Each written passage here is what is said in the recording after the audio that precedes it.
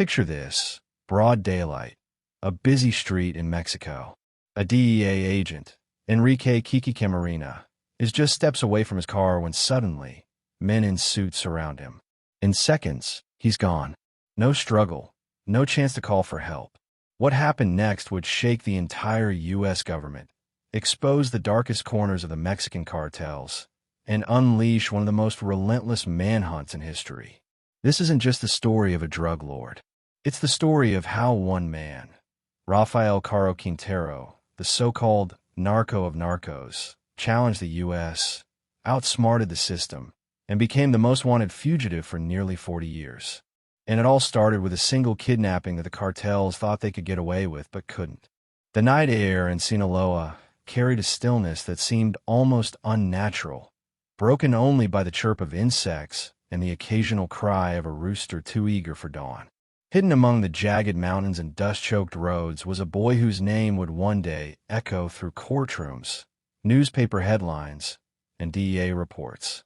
But back then, in the tiny village of La Noria in Badiraguato, he was nothing more than another hungry child born into a place where poverty was not just a condition. It was the air you breathed. Rafael Caro Quintero came into the world in October of 1952, surrounded by the unforgiving harshness of Mexico's narco heartland.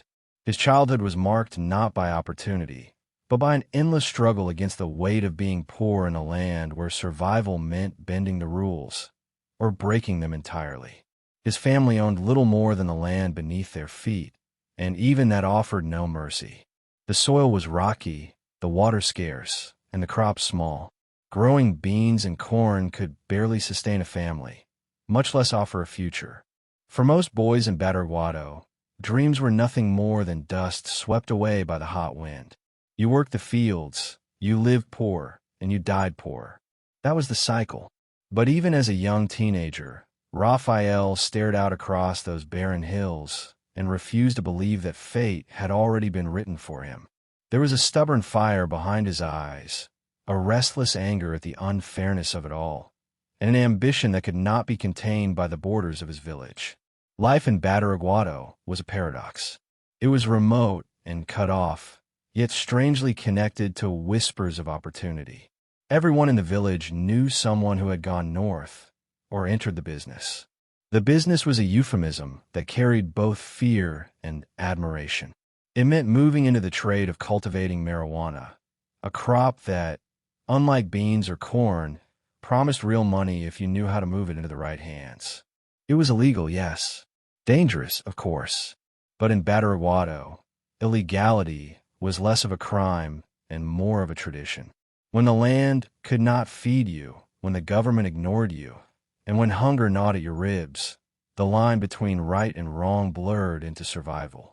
For Rafael, that line disappeared completely the moment he saw how much money others were making. There are stories told by those who knew him as a teenager. They say he carried himself with a mix of charm and intensity, someone who could laugh easily, but whose temper simmered just below the surface. He worked the fields like any other boy, but his mind was always elsewhere, watching, listening, learning. He noticed how the men with a little cash carried themselves differently, how they drank better liquor, wore boots made of fine leather, and were treated with respect. He noticed how marijuana changed lives, how one successful harvest could feed a family for a year. To a boy from La Noria, that kind of transformation looked less like crime and more like salvation. The first time Rafael touched a marijuana plant, it was nothing extraordinary, just a green stalk sprouting from the earth. But in that plant was a secret economy, a hidden kingdom that stretched far beyond Sinaloa. Those who controlled it wielded more power than local politicians, more wealth than landowners, and more fear than the police. Marijuana was no longer just a plant. It was a currency, a ticket out of poverty, and a weapon all at once. And in the hands of a boy with ambition, it was a spark waiting for gasoline. Badiraguato has been called the cradle of Mexican drug lords for a reason. It raised not only Rafael, but also men like Joaquin, El Chapo, Guzman, and Hector Luis Palma. Perhaps there was something in the soil, or perhaps it was simply the crushing poverty that pushed entire generations into the only industry that seemed to work. Rafael was part of that wave, but he carried something that set him apart. He was bold, cunning, and unafraid of risk. While others hesitated, he moved forward, seizing opportunities before they vanished. By the time he was in his mid-teens, he was no longer just a farmer's son. He was already dipping his hands into the world of cultivation, trading beans and corn for fields that grew a more lucrative crop. Neighbors would later recall that he seemed older than his years, as if poverty had aged him before his time. His eyes carried a seriousness rare in someone so young. And yet, he was not hardened completely. Beneath the ambition was still the boy who played in dusty fields, who laughed with his siblings, who knew the taste of hunger too well. That contradiction, between innocence and corruption, between survival and greed, would follow him throughout his life. It made him human, even as his decisions grew darker, and it made his rise inevitable. When Rafael looked at the hills surrounding his village, he did not see barren land. He saw potential. Marijuana plants could be hidden among the corn, cultivated under the noses of authorities, and sold for profits beyond anything beans or corn could bring. He understood that scale was the key. If a farmer could make a little money with a few plants, then what could a man do with entire fields?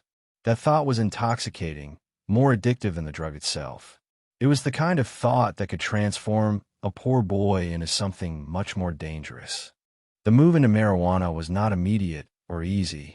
At first, Rafael learned by watching others. He studied how older men harvested, how they hid their crops, how they transported them across dirt roads without attracting attention. He saw the tricks, the bribes, the unspoken agreements with local police. The system was fragile, but it worked.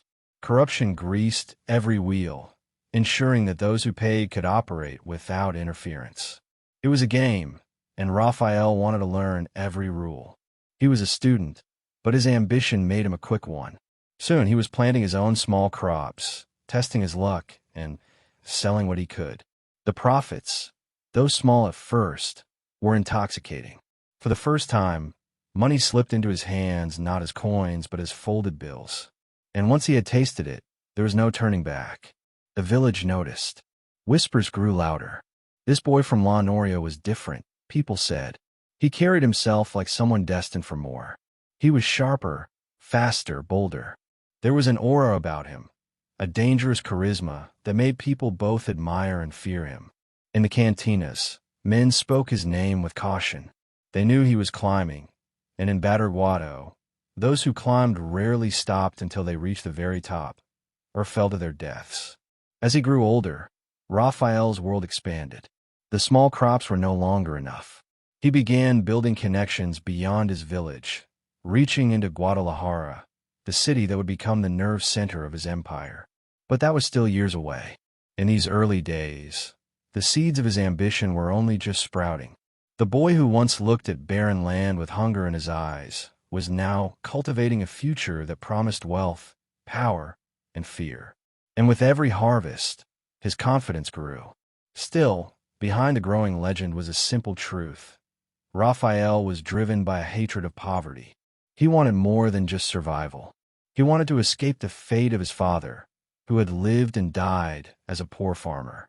He wanted respect, the kind that could not be ignored. And in Sinaloa, respect came not from politics, not from education, but from power. Power meant money. Money meant control. Control meant never again having to beg the earth for survival. That desire hardened into obsession, and obsession became his guiding force. It was a dangerous path, but to Rafael, it felt like destiny. Every step deeper into cultivation was a step further away from the hunger of his childhood. Every peso earned was a small act of rebellion against the life he had been born into. But destiny is not free. It demands payment. And the deeper he went, the higher the price would become. For now, though, he was still just a boy, his hands dirty from the soil of Guadalajara, his mind filled with dreams too large for his small village. As the sun rose over La Noria, painting the mountains in shades of gold and fire, Rafael looked out over the land and saw more than just fields. He saw possibility. He saw a future that promised everything he had ever wanted. But what he could not see, Not yet. Was the darkness waiting just beyond the horizon? Because the same ambition that pulled him out of poverty would one day drag him into a nightmare that not even he could escape. And so the boy from Badiraguato planted more than marijuana in those hills. He planted the first seeds of a cartel empire, seeds that would grow into something far larger and far deadlier than he could have imagined. What he did not know was that with each plant he nurtured, he was also planting the roots of his own destruction. And soon, the world far beyond La Noria would come looking for him. The sound of Guadalajara in the late 1970s was different from the dusty silence of Badiraguato. Here the streets buzzed with car horns, the echo of footsteps against cobblestone, and the low hum of voices in cantinas where men made deals that could shift the future of nations. For Rafael Caro Quintero, the boy who once bent his back over the rocky fields of La Noria, this city was a new kind of jungle, bigger, louder, more dangerous. It was here that his ambition would collide with power, and in the shadows of its nightclubs and ranches, he would find the men who would shape him into something far greater and far deadlier than just a poor farmer turned grower. Rafael did not arrive in Guadalajara as a kingpin. He arrived as a young man still hungry for more, still carrying the raw desperation of poverty in his bones. He knew marijuana could make him money. He had seen it firsthand back in Sinaloa. But in Guadalajara, the scale was staggering. It was not just about hiding a few plants in a field. Here, entire fortunes were made with fleets of trucks, clandestine warehouses, and airstrips cut into the desert. The city was a crossroads where the old traditions of rural growing met the sophisticated machinery of trafficking, and Rafael was determined to plant himself right at the center of it. But in this world, no one rises alone. You needed teachers, you needed protectors, and you needed allies who had already carved paths through the jungle. That's when Rafael's life became intertwined with two names that would define the Guadalajara Cartel: Ernesto Don Neto Fonseca Carrillo and Miguel Ángel Felix Gallardo. Don Neto was older, seasoned, with the air of a man who had seen everything and survived most of it. He carried himself like a rancher, but thought like a general. People said he could be ruthless, but he also understood the value of loyalty. To young men like Rafael, Don Neto was more than a trafficker. He was a blueprint. He showed how to turn crops into shipments, shipments into wealth, and wealth into respect. Don Neto had the kind of calm presence that could quiet a room, and Rafael gravitated toward him like a moth to flame. Then there was Felix Gallardo, known later as El Padrino. At the time, Felix was still rising, but he already had the connections that mattered most: ties to powerful politicians, law enforcement, and even businessmen who pretended not to know where his wealth came from. If Don Neto was the wise mentor, Felix was the visionary. He believed the trade could be organized like a corporation, with territories, hierarchies, and discipline. He wanted to move beyond the chaos of regional growers and build something unified, something national. And he needed ambitious, fearless men like Rafael to make that vision real. For Rafael, finding himself in the orbit of these men was like stepping into a secret university. Every meeting was a lesson. Every trip to a ranch, every late-night gathering in a dimly lit room was another chapter in his education. He watched how they handled disputes, how they bribed officials without ever appearing desperate, how they masked violence with charm. It was not just about selling drugs. It was about mastering human psychology, about reading greed and fear in the eyes of others and using it to your advantage. One story often repeated about Rafael during these early years is how quickly he absorbed everything. He did not just follow instructions, he innovated. When others saw risk, he saw opportunity. He suggested new ways of planting, new routes for smuggling, new methods for laundering money. His boldness impressed the older men, even if it sometimes made them uneasy. He was the kind of apprentice who learned so quickly that you began to wonder if one day he would outgrow his teachers. But apprenticeship was not just about learning. It was about proving yourself. And in the world of narco trafficking, proving yourself meant showing you could handle pressure, betrayal, and violence without hesitation. Stories from this time suggest that Rafael was willing to get his hands dirty when necessary. He could smile and charm, but he could also terrify. He understood that fear was as valuable a currency as cash. Every act of ruthlessness became another notch in his reputation, another sign to Don Neto and Felix that this young man from Guadalajara was not just ambitious. He was dependable. Still, Guadalajara was not without dangers. Rival groups circled like vultures, waiting for weakness. Law enforcement officials played both sides, taking bribes with one hand and arranging raids with the other. And the United States was slowly turning its gaze southward, realizing that Mexico was no longer just a passageway, but a powerful player in the drug trade. For Rafael, this meant that every move had to be calculated. He was no longer just a boy planting crops in secret. He was part of a network where a single mistake could cost him not only his life, but the lives of everyone he cared about. Despite the risks, Rafael thrived. He built his reputation not only through loyalty to Don Neto and Felix, but also through his own entrepreneurial spirit. He began establishing his own fields, his own contacts, his own crews of workers who were loyal to him. He was still under the wings of his mentors, but he was no longer just a follower. He was becoming a force in his own right, a young man who could sit at the table with older, more established traffickers and hold his ground. What made Rafael dangerous was not just his ambition. It was his charisma. People liked him. They trusted him. He could walk into a room and disarm even the most suspicious with a smile, then walk out having secured a deal that others had spent months chasing. That charisma, combined with his growing reputation for daring, made him a valuable asset to the cartel. But it also made him someone to watch carefully. In a world built on paranoia, trust was always conditional. The apprenticeships also revealed something else about Rafael, his hunger for respect. Money mattered, yes. Power mattered even more. But what drove him, deep down, was the desire to be seen as someone important, someone untouchable. Poverty had stripped him of dignity as a child, and now he was determined to reclaim it, to force the world to recognize his name. The cartel gave him the tools, but the fire was his alone. By the end of the 70s, the trio of Don Neto, Felix Gallardo, and Rafael was becoming the nucleus of something far larger.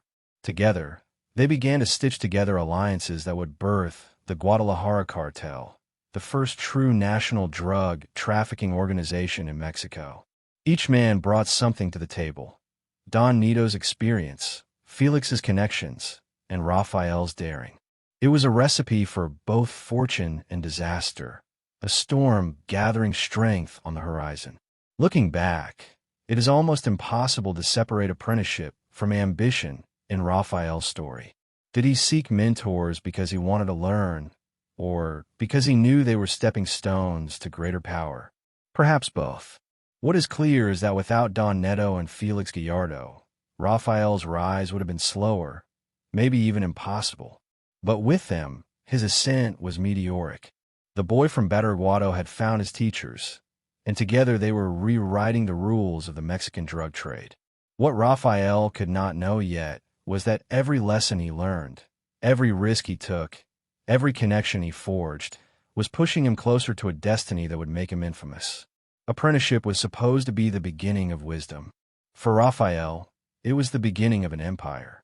And empires, no matter how strong, always come with enemies waiting in the shadows. Because even as he stood at the side of his mentors, learning the language of power, another player was entering the game. One who would not be bought, charmed, or intimidated. Across the border, in the offices of the DEA, a man named Enrique Kiki Camarena was watching. And soon, his presence would change everything.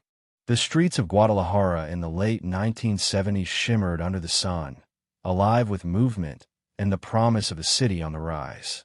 Mexico's second largest metropolis was a place where old colonial plazas clashed with modern ambition, where wealthy businessmen rubbed shoulders with desperate migrants searching for work.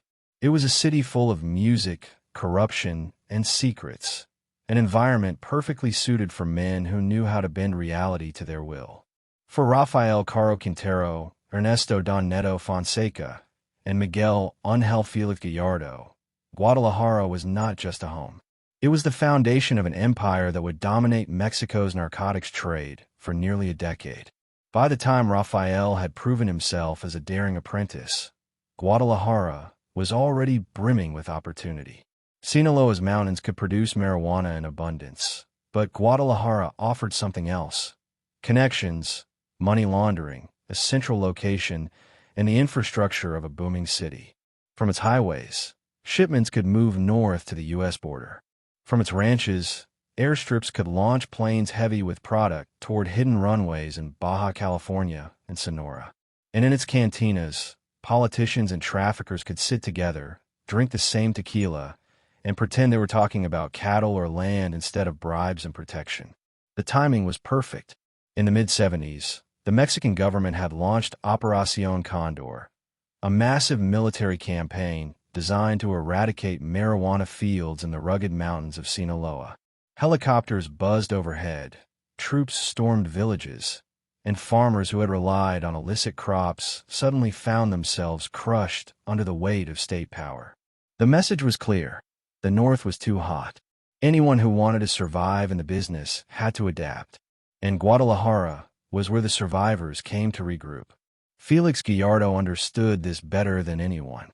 He envisioned something bigger than scattered farmers and smuggling rings. He wanted order, hierarchy, and discipline. He wanted to centralize the trade under one umbrella, to unify the rival groups who were tearing each other apart. To him, Guadalajara could become the headquarters of a new organization, a cartel in the truest sense of the word. Rafael, still young but already brimming with confidence, seized on the idea with ferocity. He knew scale was the future. Small plantations were dangerous and inefficient. If they were going to dominate, they had to think bigger, plant larger, and move faster. Don Neto, older and cautious, provided the experience. He had lived through the chaos of past decades, and he knew how easily greed could collapse fragile alliances. His role was that of a balancing force, guiding, advising, and sometimes restraining the fiery ambition of men like Rafael. Together, the three men became the nucleus of what would be called the Guadalajara Cartel. It wasn't just a name, it was an organism, a living network of growers, smugglers, corrupt officials, and killers for hire. Each man played his part. Felix opened the doors to political protection. Don Neto supplied the wisdom of survival. And Rafael brought the energy of youth, the drive to push boundaries further than anyone had dared before. In its early years, the cartel focused heavily on marijuana. Mexico's climate was perfect, and the U.S. market was insatiable. American college students smoked joints in dorm rooms, suburban kids passed blunts in basements, and the money flowed south like a river. Rafael oversaw vast plantations hidden in the countryside. He paid workers to tend the crops, bribed police to look the other way, and used his charm to recruit loyal men who saw him not just as a boss, but as someone who had once been like them, poor, hungry, and willing to risk everything for a taste of power. One of their most daring operations was Rancho Buffalo, a sprawling plantation in Chihuahua that covered over 1,000 hectares. It was so massive that from the sky it looked like a patchwork quilt of green stretching across the desert. Thousands of workers lived in makeshift camps, harvesting marijuana on an industrial scale. The profits were astronomical, but so were the risks. The plantation was a symbol of hubris, an open challenge to the Mexican government. And while it would one day collapse in spectacular fashion, in these early years it represented the sheer audacity of what the cartel was building. But marijuana was only the beginning.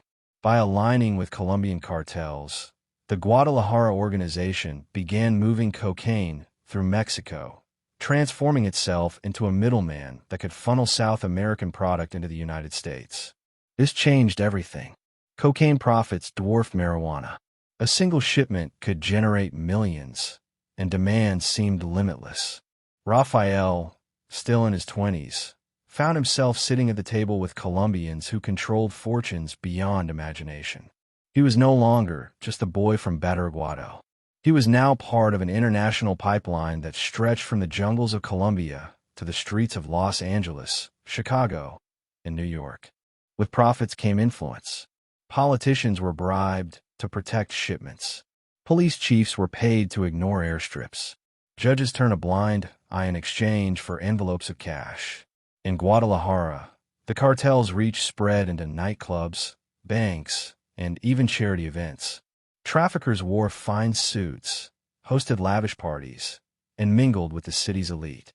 They presented themselves not as criminals, but as businessmen, men who invested in ranches, real estate, and legitimate companies.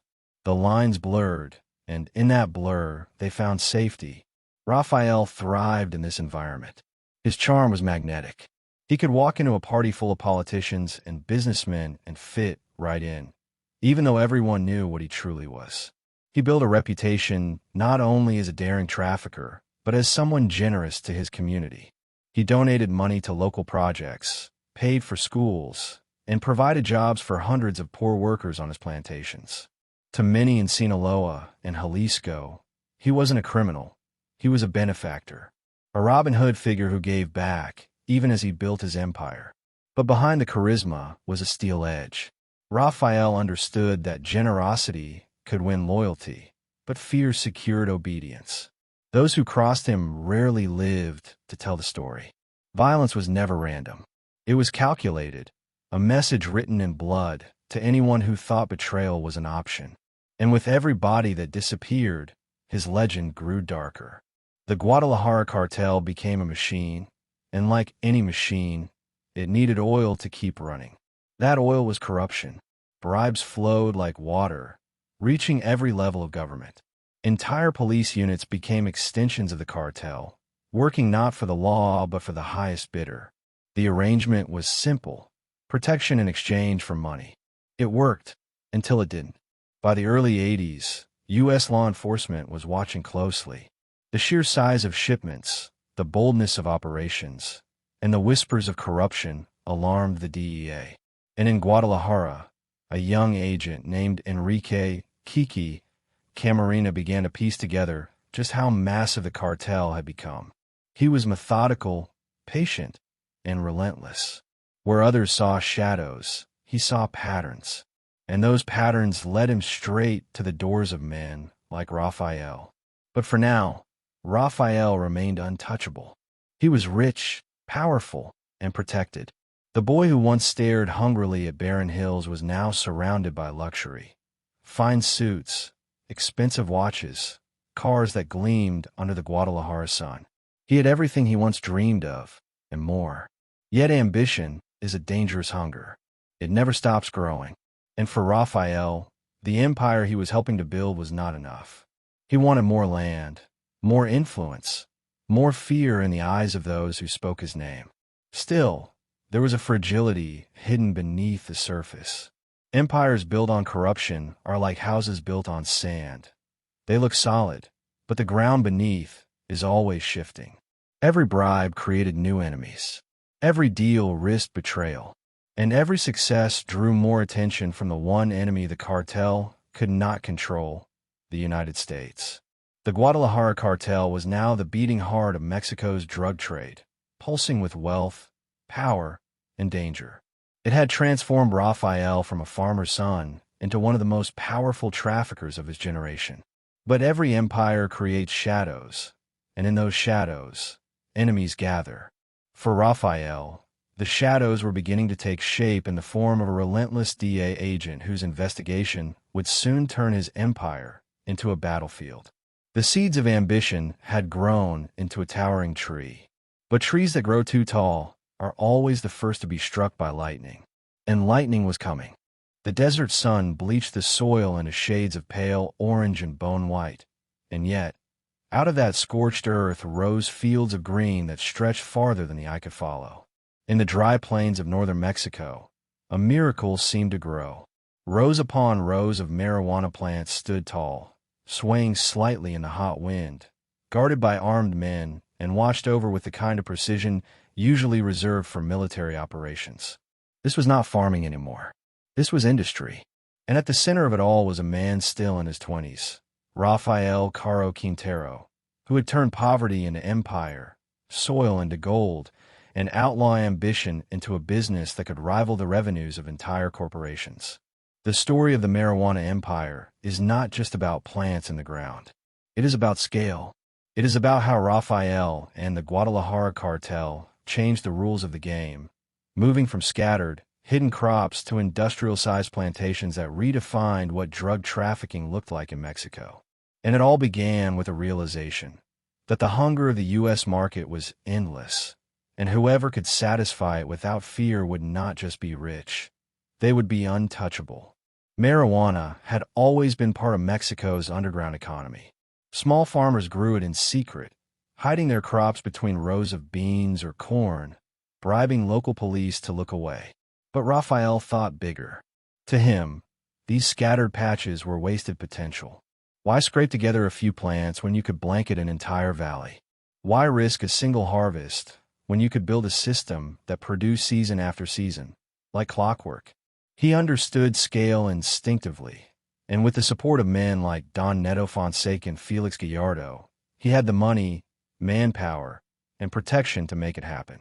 The crown jewel of this empire was Rancho Buffalo, a plantation in the state of Chihuahua so vast that it stunned even those who had worked in the trade for years. Spread across more than 1,000 hectares, it was not simply a farm.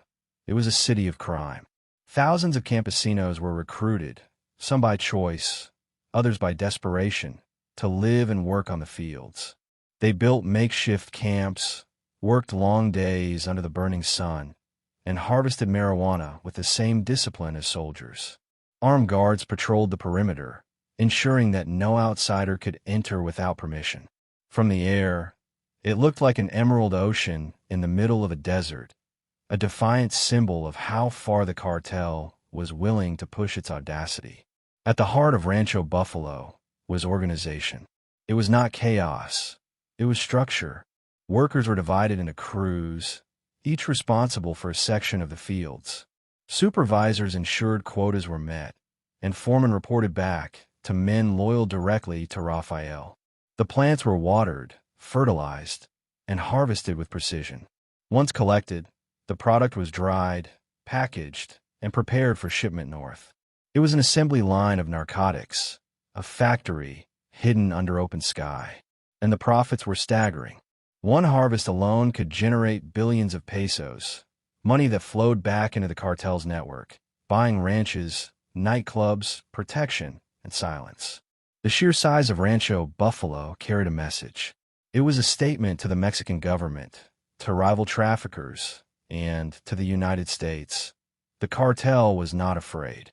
It did not need to hide anymore.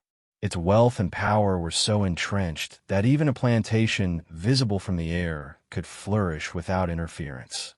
And for a time it worked.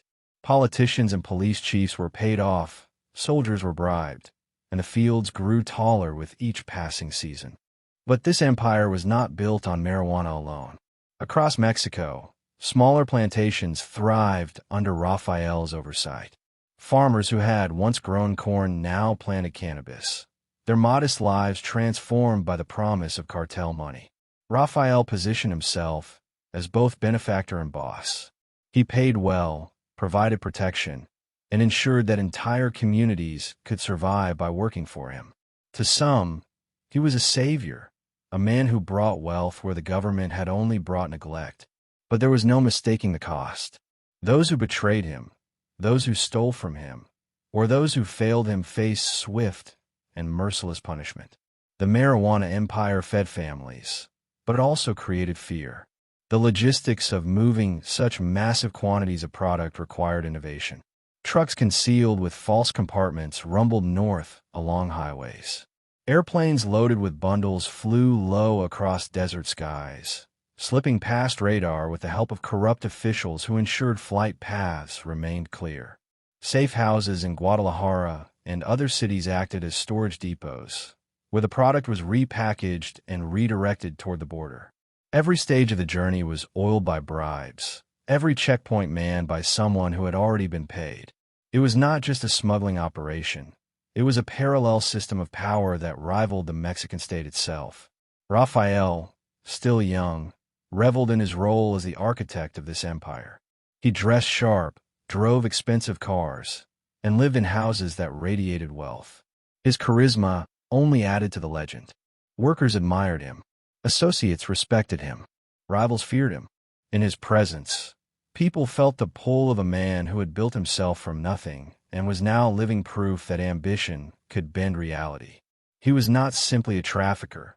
He was a symbol of a new kind of criminal power in Mexico, one that operated with the efficiency of business and the brutality of a warlord. Yet the empire was also fragile. Its very size drew attention. U.S. intelligence agencies, particularly the DEA, began to notice the scale of shipments flowing across the border. Reports filtered into fields so large they could be seen from the sky. Informants whispered about the sheer audacity of Rancho Buffalo. And in Guadalajara, an American agent named Enrique Kiki Camarena was piecing together the puzzle. The marijuana empire was not invisible anymore. It was too large, too profitable, too loud to ignore. Still, in the early 80s, the cartel basked in its success. Parties were thrown with music, women, and rivers of alcohol. Politicians attended discreetly, enjoying the benefits of cartel hospitality. Money laundered through businesses in Guadalajara gave the traffickers a sheen of legitimacy. They appeared in public not as fugitives, but as respected men, surrounded by friends, bodyguards, and admirers. For Rafael, these moments must have felt like vindication. The boy from La Noria had climbed to heights few could imagine, and he seemed untouchable. But beneath the glamour, the cracks were already forming. The marijuana empire was a house built on corruption, and corruption is never permanent. Politicians changed. Alliances shifted, and as U.S. pressure mounted, the Mexican government could not ignore the problem forever.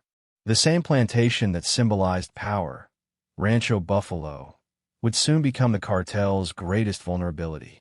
Rafael, though, was not thinking about downfall. He was thinking about expansion. He wanted more land, more workers, more shipments. He wanted to move not only marijuana, but also cocaine, heroin, anything that could bring profit. His ambition was limitless, his hunger insatiable. But ambition is a double-edged sword. It can lift you higher than anyone else, but it can also push you to the edge of a cliff without realizing the ground beneath you is crumbling. The marijuana empire was Rafael's creation, his triumph, his claim to history. It turned him into a legend in his 20s, a man whose wealth and influence could rival governors and generals. But every empire carries within it the seeds of destruction. And for Rafael, those seeds were already sprouting, watered by greed, fertilized by arrogance, and watched closely by enemies who would not rest until the fields of Rancho Buffalo were reduced to ashes. For now, though, the plants still swayed in the desert wind, the workers still bent their backs under the sun, and the trucks still rumbled north. The empire was alive, and it was thriving. But in the shadows, a storm was gathering, and when it struck, the empire would burn in flames so bright that even the desert could not hide them. Because as Rafael built his green kingdom, the DEA was preparing a response unlike anything Mexico had ever seen. And soon, his fields of gold would become his greatest curse.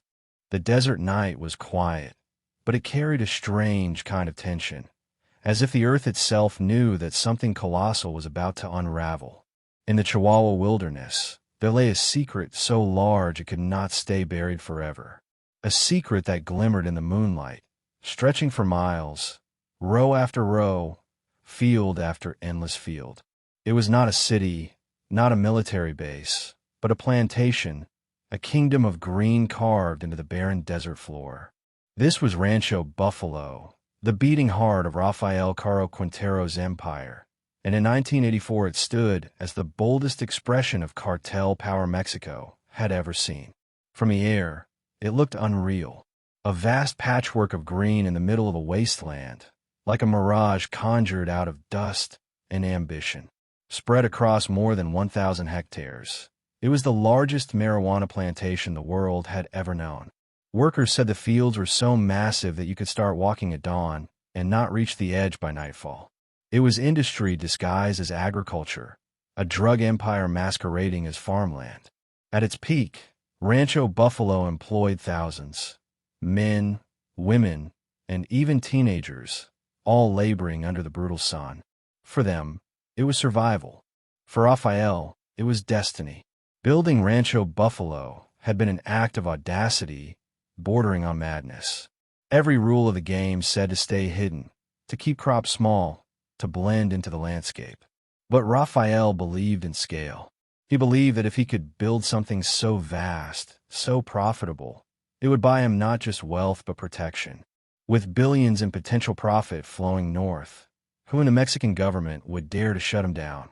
The plantation became a monument to his arrogance, a green cathedral to power, built in plain sight.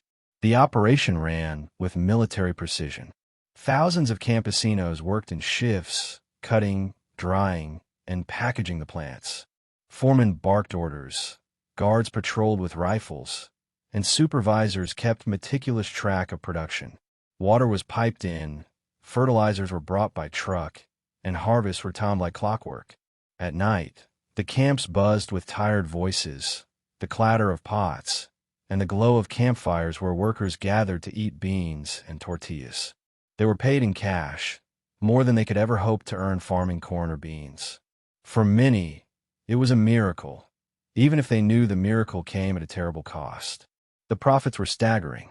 Estimates suggest that one harvest at Rancho Buffalo could generate billions of pesos, flooding the cartel with wealth and giving Rafael the means to expand his empire even further. The marijuana was packaged into bricks, loaded onto trucks, and moved north toward the U.S. border, where hungry markets awaited. In America, demand for marijuana was exploding. College campuses, suburban basements, city streets. Everywhere the green bricks found eager buyers.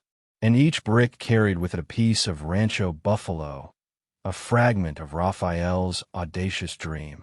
Yet with scale came risk. The sheer size of Rancho Buffalo made it impossible to hide forever.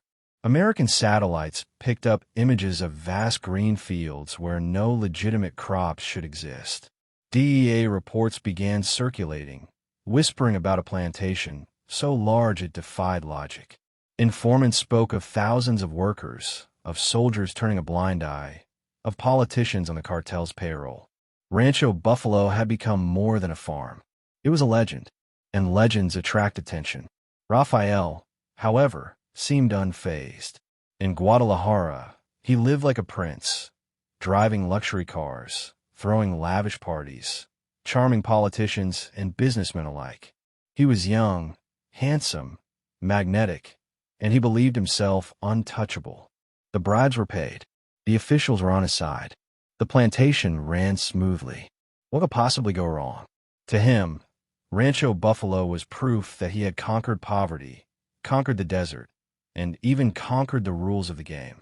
He had built an empire in broad daylight, and no one had dared to stop him. But beneath the surface, the cracks were spreading. Not everyone could be bribed. Not every secret could be kept.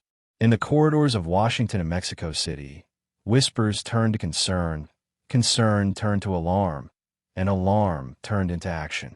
For the DEA, Rancho Buffalo was a target too tempting to ignore.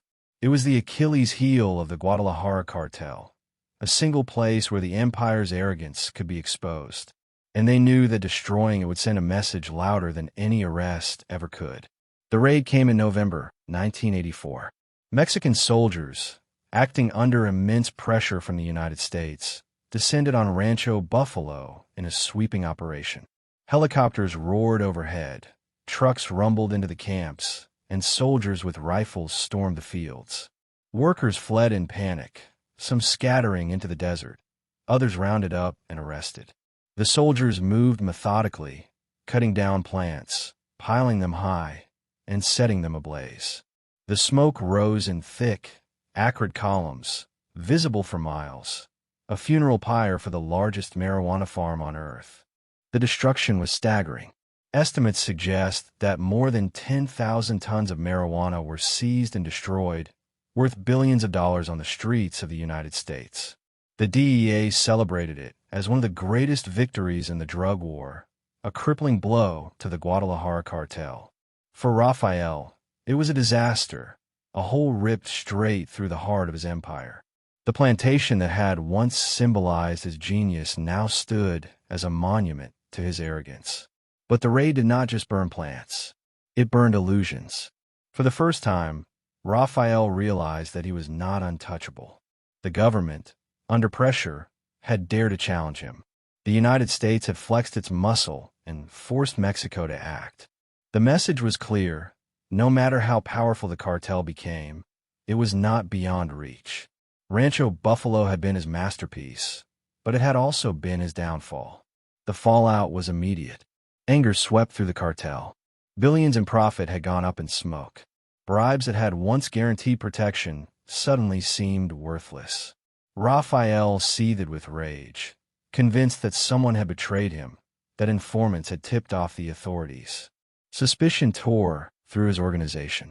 Trust fractured, and in his fury, Rafael made a decision that would change everything. He believed the man responsible for exposing Rancho Buffalo was not in Mexico City, not in Washington, but in Guadalajara itself. An American agent named Enrique Kiki Camarena. This belief, whether true or not, would set in motion a chain of events so violent, so shocking, that it would reshape the history of the Mexican drug war forever. Because in Rafael's mind, someone had to pay for the humiliation of Rancho Buffalo. Someone had to bleed for the billions lost. And he knew exactly who it would be.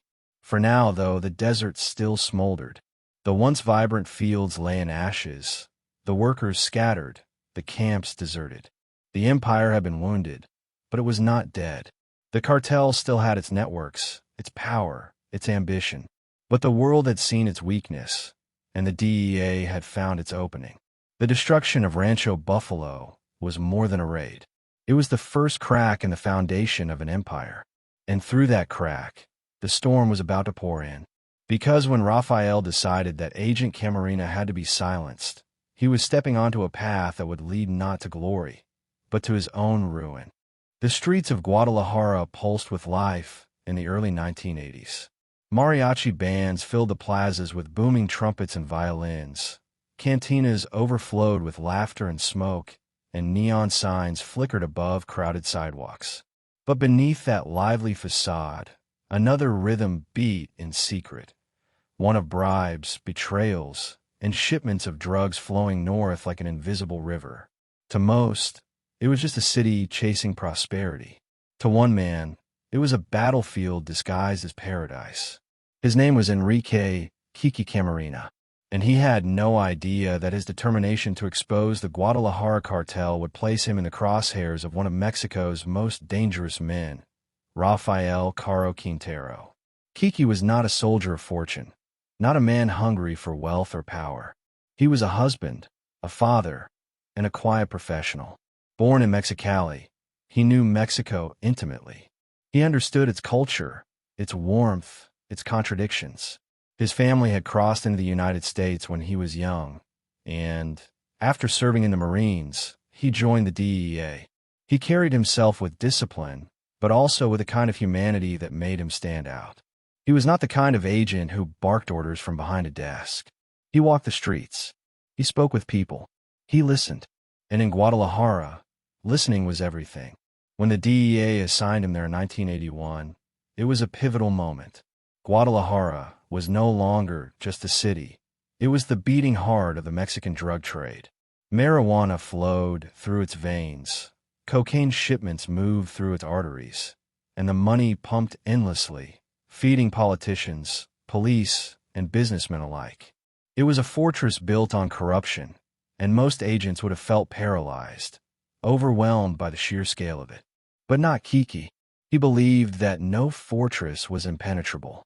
All it took was patience, observation, and the courage to act when the time came. His approach was deceptively simple. He blended in. He wore no flashy clothes, carried no air of superiority. Instead, he drove modest cars, lived quietly with his wife Mika and their children, and walked the same streets as ordinary citizens. He built networks of informants, often among people who had no reason to trust the DEA, but found themselves disarmed by his honesty and his respect. They saw in him not a foreign agent, but a man who cared about justice, about fairness, about doing what was right. This trust was his greatest weapon. It allowed him to see what others missed, to stitch together fragments of information into a larger picture. And what he saw horrified him. Through whispers, coded messages, and careful surveillance, Kiki began to map the Guadalajara Cartel. He saw how politicians accepted envelopes of cash, how police guarded airstrips instead of raiding them, how entire communities depended on cartel money to survive. He learned about the massive plantations, the warehouses in the city, the fleets of vehicles moving product north. And, crucially, he began to hear about Rancho Buffalo. To most, it was just a rumor, a field so large it sounded like an exaggeration. But to Kiki, the details were too consistent to ignore. He believed it was real, and he believed it was the key to breaking the cartel's back. Every investigation carried risk, but in Guadalajara, the risk was constant and suffocating. Kiki knew that the cartel's tentacles reached everywhere. One careless move could mean exposure. One wrong word, and the very police he worked alongside might deliver him to the traffickers. Yet he pushed forward. He logged details, collected testimonies, and pieced together the truth. And as he drew closer, he began to feel the heat of eyes watching him. Cartel bosses were not blind. They noticed the quiet DEA agent asking too many questions, showing up in too many places, cultivating too many sources. Rafael, in particular, grew wary. He was young but not naive. He knew that Rancho Buffalo was too big to stay hidden forever, and when whispers of an American agent investigating its existence reached him, paranoia sharpened into rage. To him, Kiki was not just a threat. He was the embodiment of everything that could destroy the empire he had built from dust. Meanwhile, the United States relied on Kiki's intelligence more than ever. Reports from Guadalajara shaped policy discussions in Washington. His findings gave weight to the DEA's argument that Mexican traffickers were no longer small-time smugglers. They were industrialists, billionaires in the making, protected at the highest levels. Kiki was pulling back the curtain, and the truth was uglier than anyone wanted to admit. At home, Mika felt the pressure too. She later described how Kiki often returned from work exhausted, weighed down by invisible burdens. He rarely spoke about details, but his silence carried its own warning. He knew the danger was growing, yet he refused to retreat. For him, walking away would mean surrendering to the very men who thrived on fear. He believed his work mattered too much to quit, even if it meant putting himself at risk. By 1984, Kiki's suspicions about Rancho Buffalo had hardened into certainty. He gathered intelligence that convinced the DEA to push the Mexican government into action. And when Mexican soldiers finally raided the plantation in November, the world saw the scale of what he had uncovered. Thousands of tons of marijuana burned in the desert sun, a victory hailed in Washington, a humiliation seared into the pride of Rafael Caro Quintero. For the DEA, it was proof that one man's persistence could expose an empire. For Rafael, it was war. The raid did not just destroy crops. It shattered illusions of invincibility. Billions in profits evaporated in smoke. Politicians who had promised protection scrambled to cover themselves. And in the cartel's inner circles, rage boiled over. Someone had betrayed them, they believed. Someone had pointed the soldiers toward the fields. And in their minds, that someone was Kiki. The whispers grew louder. Associates warned him to be careful. Friends noticed he was being followed. But Kiki did not stop. He continued gathering evidence, expanding his network, piecing together how deeply corruption ran. Each step forward, though, tightened the noose around him. The cartel had identified its enemy, and now it was only a matter of time before they struck. Looking back, there was a tragic inevitability to it all. Kiki was a man of principle in a world where principles were treated like weaknesses. He stood against men who had built fortunes from fear, and his refusal to back down made him both admirable and doomed. To his colleagues, he was a hero. To Rafael, he was a target. And in Guadalajara, targets did not live long. As 1985 approached, the tension thickened. Kiki kept working, even as the walls closed in around him. He believed the mission mattered more than his safety. But the cartel believed the opposite, that silencing him would restore their power, that fear could erase the humiliation of Rancho Buffalo. The stage was set for collision. A relentless DEA agent who believed in justice. A young kingpin whose empire had been burned to ashes. Two men locked in a struggle neither could escape. And in February of that year, their paths would finally meet in the most brutal way imaginable. For now, though, Kiki still walked the streets of Guadalajara, still blending into the crowd, still believing he could outlast the darkness gathering around him. But the eyes that followed him were growing bolder. The whispers had turned into plans, and somewhere in the city, Rafael was already deciding how to make him disappear. The sun had just begun to tilt westward over Guadalajara, softening the brightness of the afternoon into a gentler glow. People hurried along crowded sidewalks, dodging street vendors and honking cars, their minds occupied with the simple concerns of daily life. For them, February 7th was just another day. But for one man, it was the last ordinary moment he would ever know. DEA agent Enrique Kiki Camarena stepped out of the U.S. consulate, walking toward his car with the calm precision of someone used to being watched, but not yet consumed by fear. He did not know that within minutes, his world would collapse into silence and shadow. It happened quickly, too quickly for anyone to intervene. A car screeched to a halt beside him. The doors swung open. Men in suits stepped out, their movements sharp and practiced. Witnesses would later recall how calm they seemed, as if this was not an act of violence, but a business transaction. One man flashed an identification card, claiming to be a police officer. In Mexico, uniforms and badges could mean anything: protection, corruption, or death. For Kiki, the realization hit too late. The men surrounded him, forced him into the waiting car, and sped off into the chaos of Guadalajara's traffic. The crowd scattered, uncertain whether they had witnessed a lawful arrest or the beginning of something unspeakable. There was no struggle, no gunfire, no desperate cry for help, just a quiet, efficient abduction executed in broad daylight. That was the brilliance of it, and the terror. By staging the kidnapping so openly, the cartel sent a message. Their reach was absolute. They could pluck a DEA agent off the street in the middle of the afternoon, in the heart of a bustling city, and no one could stop them. It was power displayed in its rawest form, and it chilled everyone who heard about it. As the car carrying Kiki vanished into the labyrinth of Guadalajara, a second abduction unfolded almost simultaneously. Alfredo Zavala, a Mexican pilot who had been assisting the DEA, was also seized. His crime was loyalty, standing beside Kiki in the hunt for truth, daring to expose the cartel's secrets. Together, the two men were transported not to a police station, not to a courtroom, but to a house on Lope de Vega Street, a house owned by none other than Rafael Caro Quintero.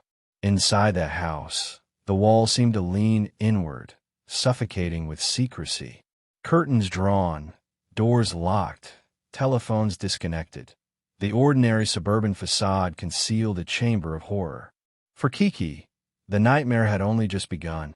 News of the abduction spread quickly. At the U.S. consulate, panic erupted. Calls were made, questions demanded answers. But the responses from Mexican authorities were slow, hesitant, and suspiciously evasive. Some officials shrugged, suggesting maybe it was just a routine arrest. Others muttered about confusion or jurisdiction. But the DEA knew better. They had been in Guadalajara long enough to recognize the stench of corruption. Kiki was not in the hands of the law. He was in the grip of the cartel. Meanwhile, inside the cartel's inner circle, emotions ran high. For Rafael, this was not just about revenge, it was about pride. Rancho Buffalo had been destroyed, billions lost, and his empire humiliated. To him, Kiki was the man responsible, the foreign agent who had dared to shine a light on the plantation that symbolized his greatness. Killing him would not just erase a threat. It would restore fear, the currency upon which his empire depended. But in choosing to abduct Kiki, the cartel crossed an invisible line. They had taken an American agent, a direct representative of the U.S. government, and subjected him to their wrath.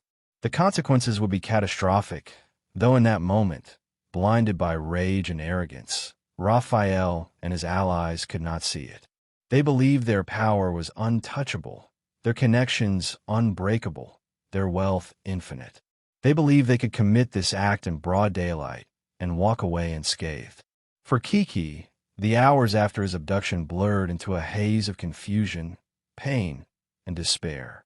He was bound, beaten, and interrogated by men who demanded to know how much he had uncovered, who his sources were, and what else the DEA knew. It was not just questioning, it was punishment. Every blow, every cruel word, was designed not just to extract information, but to break his spirit. But Kiki did not break. Those who later reviewed the evidence believed he endured for hours, refusing to betray his sources, refusing to surrender the names of those who had trusted him. While he suffered, the city carried on as if nothing had happened. Families ate dinner, music spilled from cantinas, couples strolled beneath the glow of street lamps. But in one house on Lope de Vega Street, history was being rewritten. The kidnapping of Kiki Camarena was not just another act of cartel violence. It was a declaration of war against the United States, a challenge hurled across the border. And in Washington, that challenge would not go unanswered. At the consulate, the hours dragged like centuries. Every lead seemed to dissolve into smoke. Mexican police promised cooperation, but their actions betrayed hesitation. Some officers were on the cartel's payroll. Others were paralyzed by fear. And the DEA agents left behind felt helpless, knowing their friend was out there, trapped in a nightmare they could not penetrate. The frustration boiled into anger, then into desperation. They demanded answers. They demanded action. But still, the silence from the Mexican government was deafening. For Rafael, though, silence was part of the plan. The abduction was meant to terrify, to remind everyone who held the real power in Guadalajara. And in the twisted logic of the cartel, it worked. People whispered his name with renewed fear. Associates who had begun to doubt his strength after Rancho Buffalo now saw him as a man who could even defy the United States. But Rafael failed to grasp one crucial truth. The United States would never forgive. As the night deepened, the reality of Kiki's fate began to set in. He was alone, surrounded by men who saw him not as a human being, but as a symbol of their humiliation. For them, his pain was justice. For him, it was the price of integrity. His life was slipping into the hands of those who thrived on cruelty, and there was no cavalry coming to save him. The abduction of February 7th was more than a kidnapping. It was a pivot point in history, the moment when the Guadalajara Cartel signed its own death warrant. Because by seizing Kiki in broad daylight, they exposed themselves to a wrath greater than any rival, greater than any politician's betrayal. They exposed themselves to the full force of the U.S. government. And once that force was unleashed, no bribe, no connection, no wealth could protect them. Still, for Rafael, in those hours, victory felt within reach. He had silenced his enemy. He had shown the world that not even a DEA agent could escape his power. But he could not see the storm gathering beyond his walls. He could not see that the smoke from Rancho Buffalo had already drifted north, igniting fury in Washington. And he could not see that by taking Kiki, he had crossed the one line that could never be uncrossed. As dawn approached, the city awoke again, oblivious, unaware that history had shifted overnight. Vendors set up their stalls. Children walked to school. Workers boarded buses. And somewhere in Guadalajara, hidden behind curtains and locked doors, Kiki Camarena remained a prisoner of men who believed they had just secured their triumph. But triumph is fleeting. The abduction in broad daylight was not the cartel's victory. It was the first step toward its destruction. And in the days to come, the world would learn just how high the cost of arrogance could be. Because once the United States declared war for Kiki, there would be no turning back. The house on Lope de Vega Street looked ordinary from the outside. Whitewashed walls, barred windows, a tidy garden that gave no hint of what lay within. Neighbors passed it daily without suspicion, nodding at the guards who loitered casually near the gate. But on February 7th, 1985, the house ceased to be a home. Behind its doors, it became a chamber of torment, a place where time stretched and hope fractured. Inside, DEA agent Enrique Kiki Camarena endured 30 hours that would echo through history as a symbol of both human courage and unspeakable cruelty. Kiki had been forced into the house after his abduction, his wrists bound, his body shoved down corridors that smelled of cheap cologne and cigarette smoke. He was led into a room where the curtains were drawn tight, shutting out the daylight. The silence was heavy, broken only by muffled voices in the next room and the shuffle of feet. When he was pushed into a chair, he lifted his head, not with defiance, but with the calm composure of a man who understood his situation more clearly than anyone around him. He knew what this place was. He knew why he had been brought here. And he knew, deep down, what would follow. The interrogations began almost immediately. Cartel operatives crowded around him, their questions sharp and relentless. Who were his informants? How much did the DEA know about the cartel's operations? Who had given him information about Rancho Buffalo? Names, dates, details, they demanded it all. But Kiki remained silent, or gave vague answers that revealed nothing. He understood that every word could doom someone else, that his silence was not just his dignity, but his final service to those who had trusted him. The first blows came when his silence stretched too long. A fist to the jaw, a kick to the ribs, the crack of a chair leg across his back. Each strike was meant not just to inflict pain, but to wear him down, to remind him of his helplessness. Yet even through the pain, Kiki held on, his face bloodied, his body weakening. He refused to surrender what he knew. The interrogators grew angrier. They escalated their methods. For 30 hours, the torture unfolded in waves. Cigarette burns pressed into his skin, blows delivered with the blunt force of a pistol grip, electric shocks that coursed through his body, making him convulse and gasp for air. The room filled with the sound of violence, thuds, groans, the scrape of furniture, and still, Kiki resisted. Witnesses later described how tapes were made of the sessions, recordings that captured not only the cruelty, but the resilience of a man who refused to yield. In those tapes, investigators would later hear his voice, weak, strained, but unbroken. Meanwhile, in the outer rooms, cartel leaders came and went. Rafael Caro Quintero himself was said to appear, his anger simmering beneath a mask of control. For Rafael, Kiki's suffering was more than interrogation. It was revenge. Rancho Buffalo had burned, billions lost, and humiliation carved into the cartel's reputation. To him, Kiki was the face of that humiliation. And as long as he suffered, Rafael believed balance was being restored. But even among the interrogators, there were moments of unease. Some recognized the enormity of what they were doing. This was not just another informant, not just another rival. This was an agent of the United States government. Killing him would ignite a fire that bribes and connections could not extinguish. And yet, the momentum of rage was unstoppable. Once Kiki had been taken, his fate was sealed. The question was not whether he would die, but how long he could endure before the end. As the hours dragged on, exhaustion set in. Kiki drifted in and out of consciousness, his body broken, his mind fraying at the edges. But even in those moments, he clung to silence. Those who later reviewed the evidence believed he deliberately withheld information until the very last, protecting his sources and his mission with a kind of loyalty that defied comprehension. He must have known he would not leave the house alive. But he also knew that his refusal to speak would mean that others could live, and that the truth would not die with him. Outside the house, the city carried on oblivious. Traffic choked the streets, Lovers strolled through plazas. Mariachi songs drifted through smoky bars. No one could imagine that in a quiet neighborhood, history was being written in blood. At the U.S. consulate, panic deepened. Hours had passed since Kiki's abduction, and there was still no word. American officials pressed the Mexican government for answers, but responses were slow, evasive, or outright false.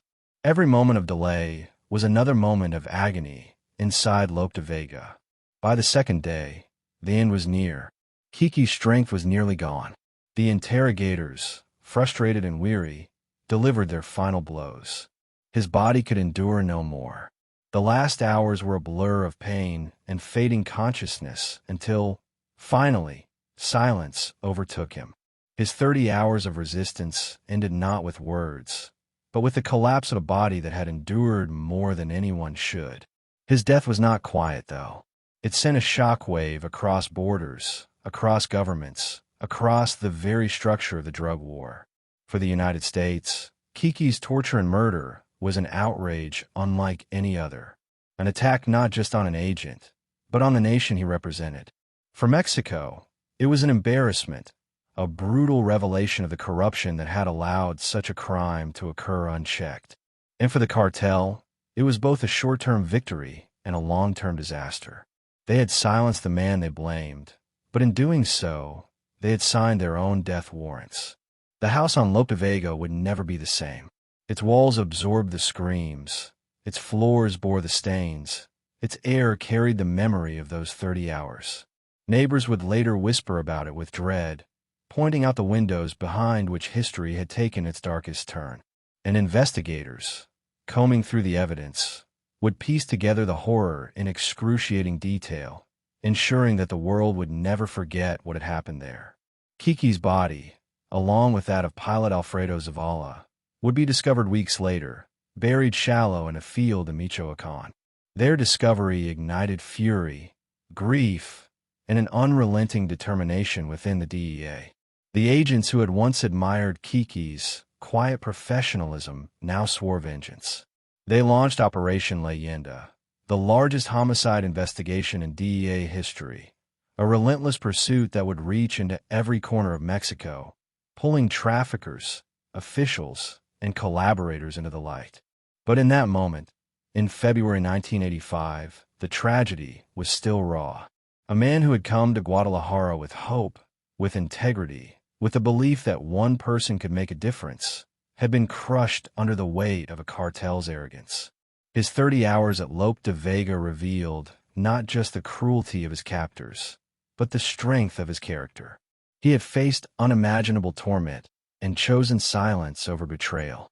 In his suffering, he exposed the brutality of the cartel more vividly than any report or investigation ever could. The cartel believed they had silenced him, but in truth, they had amplified his voice. His death became the spark that lit a firestorm. And while Rafael Caro Quintero may have believed those 30 hours restored his power, they instead marked the beginning of his downfall. The walls of Lope de Vega still stand, but the echoes within them will never fade. 30 hours of pain, 30 hours of courage, 30 hours that would forever alter the course of the war on drugs. And as the smoke from Rancho Buffalo had once risen into the desert sky, now the shadow of Lope de Vega spread across two nations, binding them in outrage, grief, and a thirst for justice that would not rest until the men responsible were brought to their knees. The early March wind carried with it the scent of dust and dry grass, drifting over the flat fields of Michoacan. For weeks, rumors had swirled through Guadalajara and beyond, whispers of missing men whose names carried weight. Enrique Kiki Camarena, the American DEA agent who had dared to pierce the heart of the Guadalajara Cartel, and Alfredo Zavala, the pilot who had stood by his side. Official statements were vague, evasive, and suffocatingly slow. But on March 5, 1985, the truth clawed its way out of the earth itself. In a desolate patch of farmland near La Angostura, villagers stumbled upon what at first looked like little more than disturbed soil. A mound, uneven and raw, with the faint odor of decay seeping upward. They called local authorities, though in Mexico of that era, Calling authorities was a gamble. Sometimes it brought help, sometimes silence. This time, soldiers and investigators arrived, digging into the earth with shovels that bit into the damp soil. What they unearthed froze every man present. 2 bodies shallowly buried, crudely wrapped, beaten and broken. The first body, pulled from the grave, was barely recognizable at first glance. Swollen from weeks underground, the face was distorted, but when examined closely, the features became familiar. It was Alfredo Zavala, the Mexican pilot who had worked with the DEA. His remains bore the marks of violence, evidence of a brutal end, but the story his body told was only the beginning. The second body was lifted with grim silence, heavier with meaning than with weight. His hands bound, his face scarred by torment, his body bearing the unmistakable signs of prolonged torture. There was no doubt. This was Kiki Camarena. The discovery shattered any illusion that the 2 men might still be alive, hidden somewhere in the cartel's web. It also confirmed what many had feared in whispers, that the cartel had not just abducted them, but destroyed them with unimaginable cruelty. When the news reached the U.S. consulate, grief mixed instantly with rage.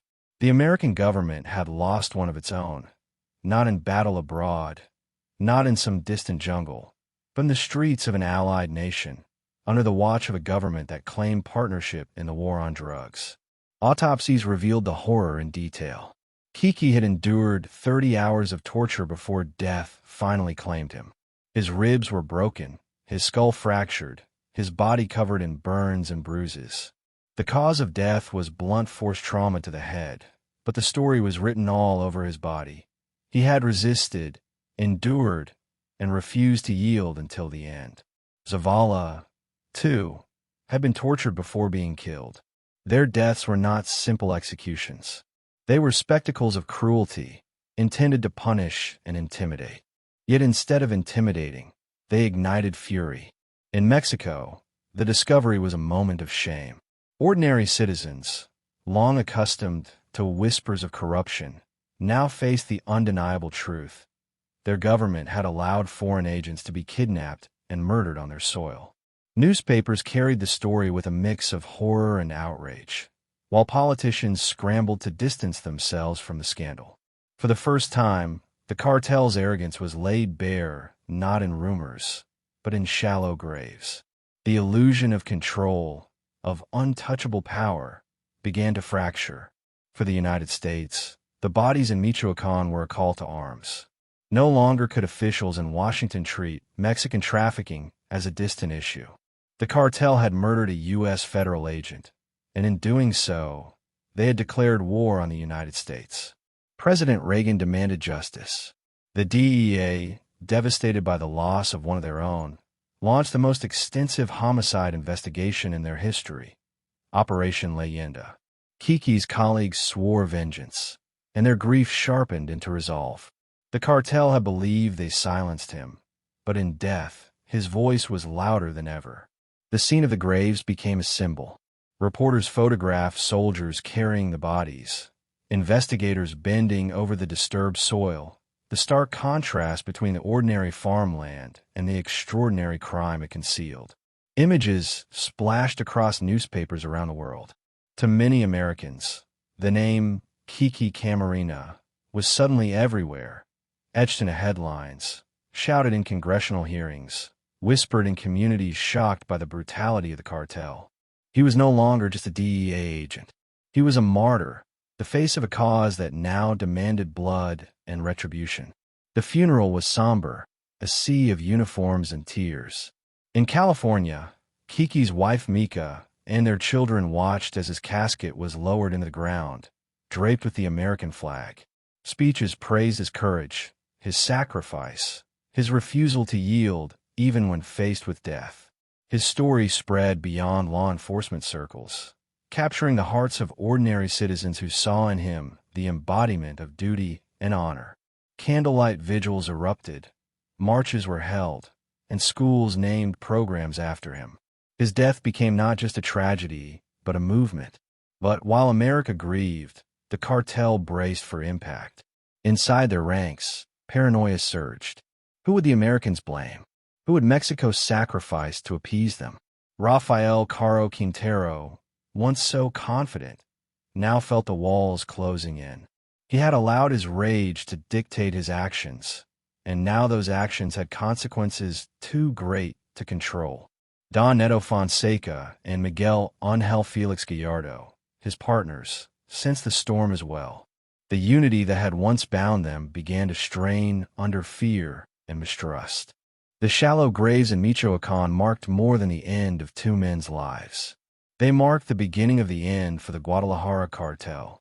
Operation Leyenda would tear apart the empire piece by piece, hunting down every man connected to the crime, every official who had looked away, every trafficker who had dared to believe themselves untouchable.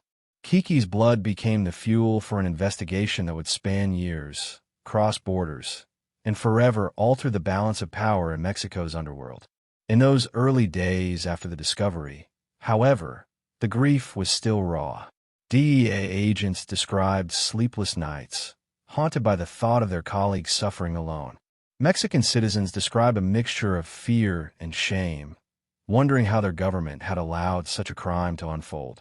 And in the dusty fields of Michoacán, where the graves had been dug, the earth seemed to hold a kind of cursed silence.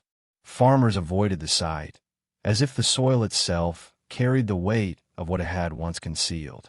The brutality of the crime also carried a symbolic message. By burying the bodies shallowly, by leaving them in a place where they were sure to be found, the cartel seemed to be making a statement that they could kill and discard even a U.S. agent with impunity. But the message backfired. Instead of instilling fear, it ignited fury. Instead of deterring pursuit, it guaranteed it. The shallow graves did not conceal the crime. They exposed it to the world. Every photograph of Kiki's funeral, every headline about the discovery, every tear shed by his widow became another nail in the coffin of the Guadalajara Cartel. The empire had thrived on secrecy, on shadows, on silence. But now, the whole world was watching, and in that spotlight, their power began to wither. For Rafael, the discovery of the bodies was the moment his empire slipped from his grasp. No amount of bribes could erase the outrage. No political protection could shield him from the wrath of two governments united by grief and fury. He had believed he could act with impunity, but the graves in Michoacán proved otherwise. They were not just the resting place of two men. They were the beginning of his downfall. March 5, 1985, remains etched in history not just as the day two bodies were found, but as the day the balance of power shifted. The cartel had shown its cruelty, and in doing so, it had awakened a giant. The United States would not forget. The DEA would not forgive. And Mexico could no longer hide behind silence. The earth in Michoacán still holds the memory of those shallow graves, a reminder of how arrogance can lead to ruin, and how one man's suffering can ignite a movement larger than any single life. Kiki's 30 hours of resistance had already made him a hero. But it was the discovery of his body, broken yet unbowed, that transformed him into a legend. And for the men who had ordered his death, those graves marked the beginning of the hunt. A hunt that would reach across borders, topple empires, and ensure that no matter how powerful they once seemed, the architects of that crime would never escape the shadow of Michoacán. The discovery of Kiki Camarena's body in March 1985 was more than tragedy. It was a declaration of war. In Washington, the images of his shallow grave and the details of his 30 hours of torment hit like a shockwave. Politicians fumed, journalists filled columns with outrage, and the public demanded answers. But inside the DEA, grief hardened into resolve. Kiki was one of their own, and his death would not be forgotten. His blood would not sink quietly into the Mexican soil. From that moment, the DEA vowed to hunt down every man who had played a role in his murder, and they gave that vow a name, Operation Leyenda. The word, Leyenda, means legend. The agents who launched it wanted to make sure that Kiki's sacrifice was never just another line in a report, never just another lost life in the drug war. They wanted his story to live on, carved into the very foundation of their mission. Operation Leyenda would become the largest homicide investigation in DEA history, stretching across borders, consuming years, and pulling into its orbit not only traffickers but politicians, police, and powerful figures who thought themselves untouchable. The task force assembled in Guadalajara was unlike anything seen before. Dozens of agents poured into Mexico, their faces grim, their determination absolute. Some were veterans of the agency, hardened by years in the field. Others were younger, fueled by anger and loyalty. They came from offices in Los Angeles, Houston, Washington, all converging on a city where Kiki had walked, lived, and ultimately been betrayed. They turned hotel rooms into makeshift command centers, walls covered with maps, photographs, and names scrawled the marker. Strings connected dots across the city, tracing the outlines of an empire they now vowed to dismantle. The first step was information. Who had been present at the house on Lope de Vega? Who had given the order? Who had looked the other way while Kiki was abducted in broad daylight? The agents knew the answers lay not just with traffickers, but with corrupt officials who had betrayed their badges and their country. And so the investigation cut deep, pulling at threads that unraveled Mexico's political fabric. Judges, police chiefs, even military officers came under suspicion. Corruption was not the exception, it was the rule. And the agents of Operation Leyenda quickly realized they were fighting not just a cartel, but a system designed to protect it. But they refused to stop. Every day in Guadalajara, agents canvassed neighborhoods, pressured informants, and interrogated suspects. They spoke with anyone willing to talk: bartenders, taxi drivers, low-level smugglers.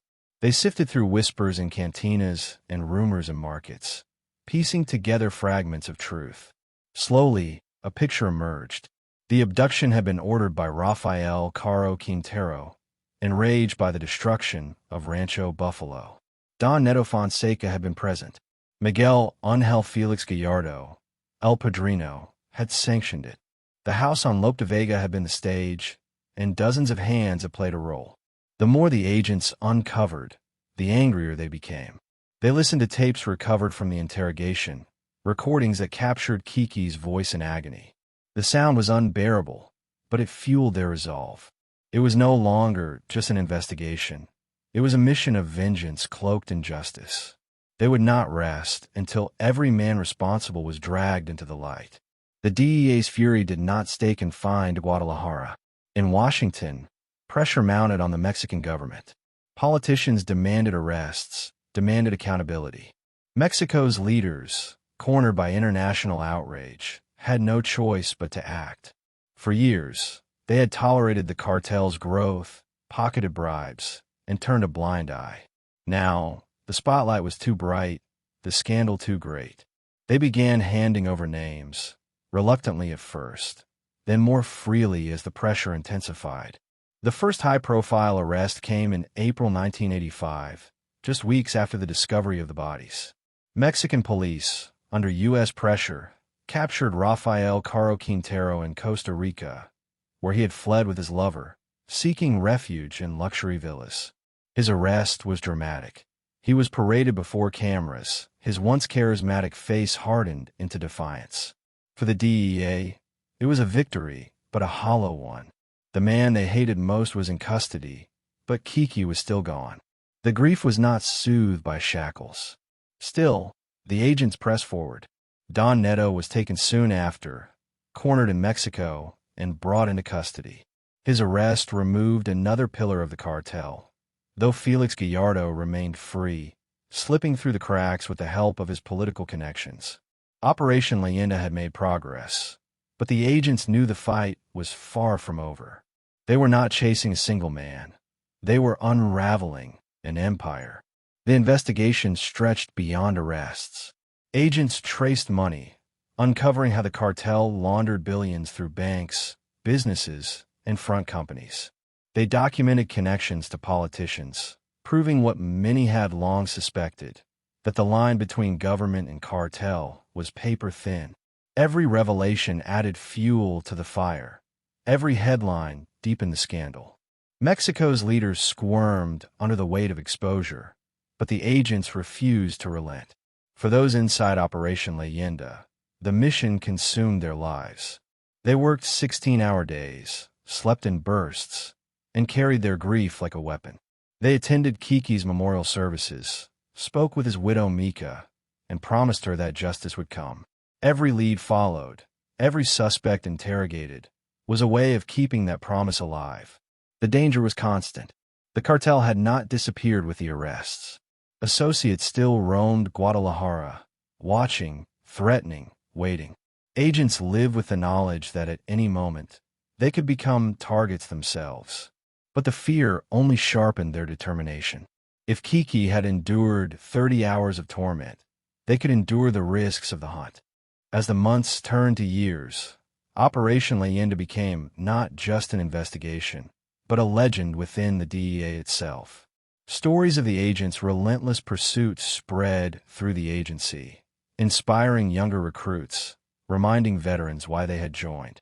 It became a symbol of loyalty, of brotherhood, of the unbreakable bond between agents who knew that any one of them could fall, but none of them would ever be abandoned.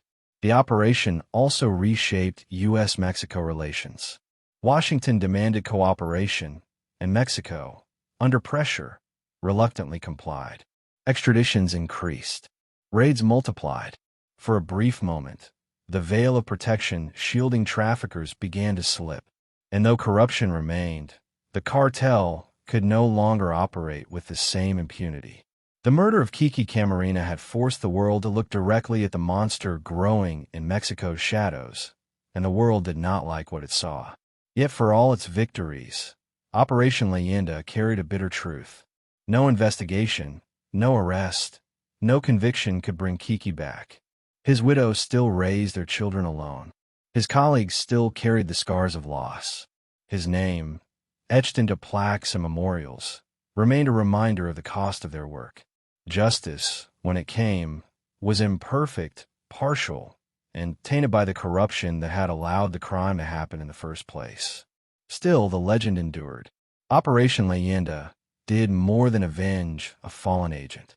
It reshaped the war on drugs, exposing the depths of cartel power and the complicity of governments. It marked the beginning of the end for the Guadalajara Cartel, splintering it into the factions that would later dominate Mexico: the Sinaloa Cartel, the Juarez Cartel, the Tijuana Cartel. In trying to silence one man, the cartel had unleashed chaos that would echo for decades. The name Leyenda was not chosen lightly. Kiki became a legend not because he sought it, but because he embodied the quiet courage of a man who did his job with integrity, even in the face of unimaginable danger. His 30 hours of silence at Lope de Vega became a rallying cry, and Operation Leyenda ensured that silence would never fade into obscurity. By the time the task force began to wind down, years later, dozens of traffickers have been arrested, officials exposed, and networks dismantled. Rafael Caro Quintero and Don Neto sat in prison cells, stripped of their empires. Felix Gallardo, eventually arrested in 1989, joined them. The Guadalajara Cartel was finished, broken into pieces by the relentless pressure of a legend born in death. And yet, in a bitter twist, those pieces would give rise to even bloodier wars, even larger empires. Kiki's death had shattered one cartel, but unleashed an era of fragmentation and violence that Mexico still endures. Operation Leyenda proved that justice could be won, but it also revealed that in the war on drugs, victories are always temporary. Still, for the men and women of the DEA, for Mika Camarena and her children, for every person who lit a candle in Kiki's memory, Operation Leyenda mattered. It was proof that courage does not die in shallow graves, that sacrifice can inspire relentless pursuit, and that legends are not born in triumph, but in the refusal to surrender, even when surrounded by darkness. The graves in Michoacan had been the beginning. Operation Leyenda was the answer. And though the scars remain, the message endures. No agent will ever be forgotten. No sacrifice will ever be in vain. The weight of grief had not yet lifted when April arrived in 1985.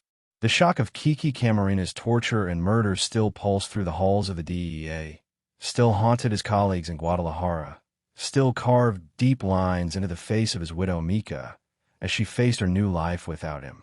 But grief had hardened into something sharper: resolve.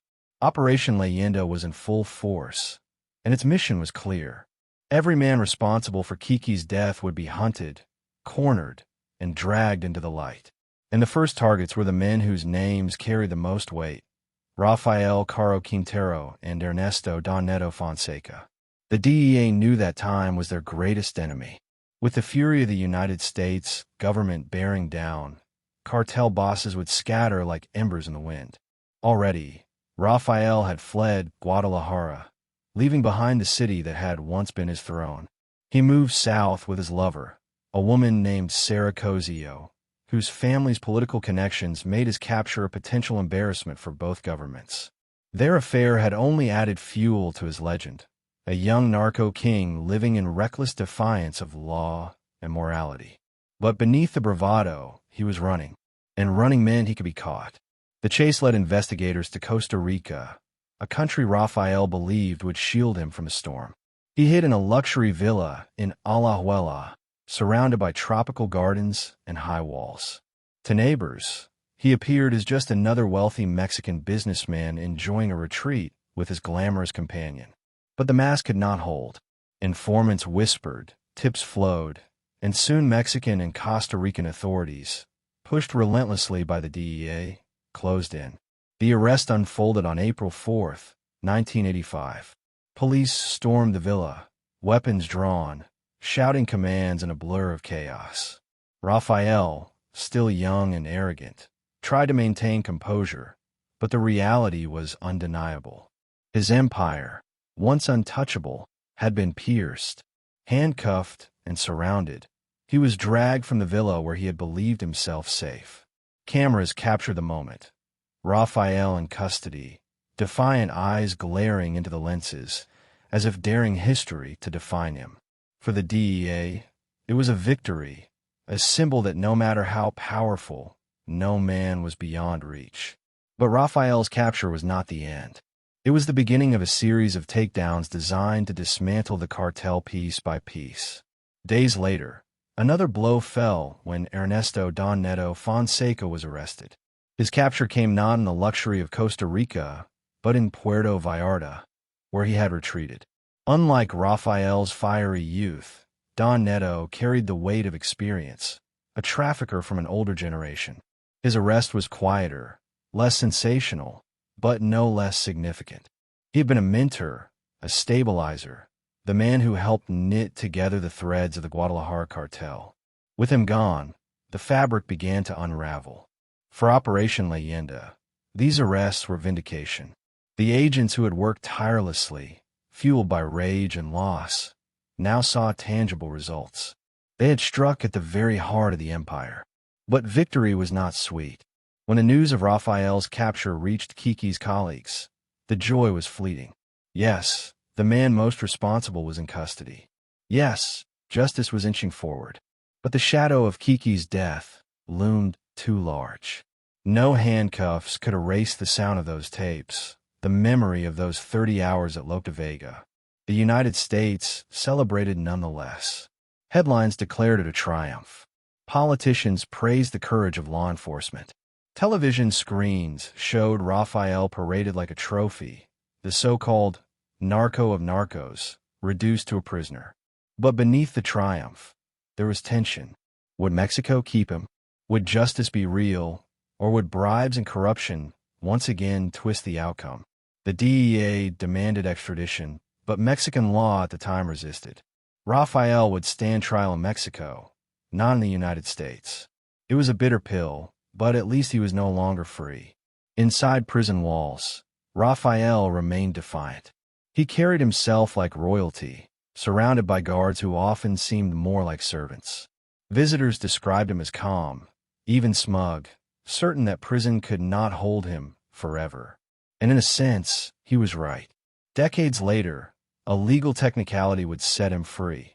Though for now, in 1985, the The DEA clung to the image of him behind bars as proof that justice had begun. Don Nito's imprisonment was similarly complex. Older, less flamboyant, he lacked Rafael's charisma, but not his influence. Even from his cell, whispers suggested he continued to pull strings, maintaining connections with traffickers on the outside. His arrest weakened the cartel, but it did not kill it. The Guadalajara organization still had one man at the top, Miguel Ángel Félix Gallardo, El Padrino, the godfather who had orchestrated its rise and now assumed full command. With Rafael and Don Neto gone, Felix tightened his grip, determined to keep the empire alive. The April takedowns shook Mexico to its core. Ordinary citizens, long accustomed to the impunity of traffickers, saw for the first time that the giants could fall. Newspapers splashed photographs of Rafael's arrest across front pages, their ink carrying both shock and relief. Politicians, desperate to save face, boasted of cooperation with the United States, though everyone knew the arrests had been forced by international outrage. In cantinas, people whispered about the arrogance of Rancho Buffalo, about the curse of Kiki Camarena's death, about how even the most powerful traffickers were not immune to fate. But if Rafael's capture marked the end of one chapter, it also opened another. For the cartel, the arrests created a vacuum. Power struggles simmered beneath the surface, lieutenants jockeying for position, alliances shifting like desert sands. The unity that had once defined the Guadalajara Cartel began to crack. Splinter groups whispered of independence, of breaking away to control their own plazas. The seeds of future cartels, the Sinaloa, the Tijuana, the Juarez, were already germinating. Back in the United States, the families of Kiki and Zavala found a measure of solace in the takedowns, but it was solace laced with bitterness. Mika Camarena, grieving but strong, watched the news with the knowledge that no arrest could bring her husband back. Yet she also knew that his sacrifice had forced the world to confront the brutality of the cartels, that his name had become a rallying cry. The takedowns of April were not just victories for law enforcement. They were tributes to Kiki's courage, carved into history by the hands of men who refused to let his death be forgotten.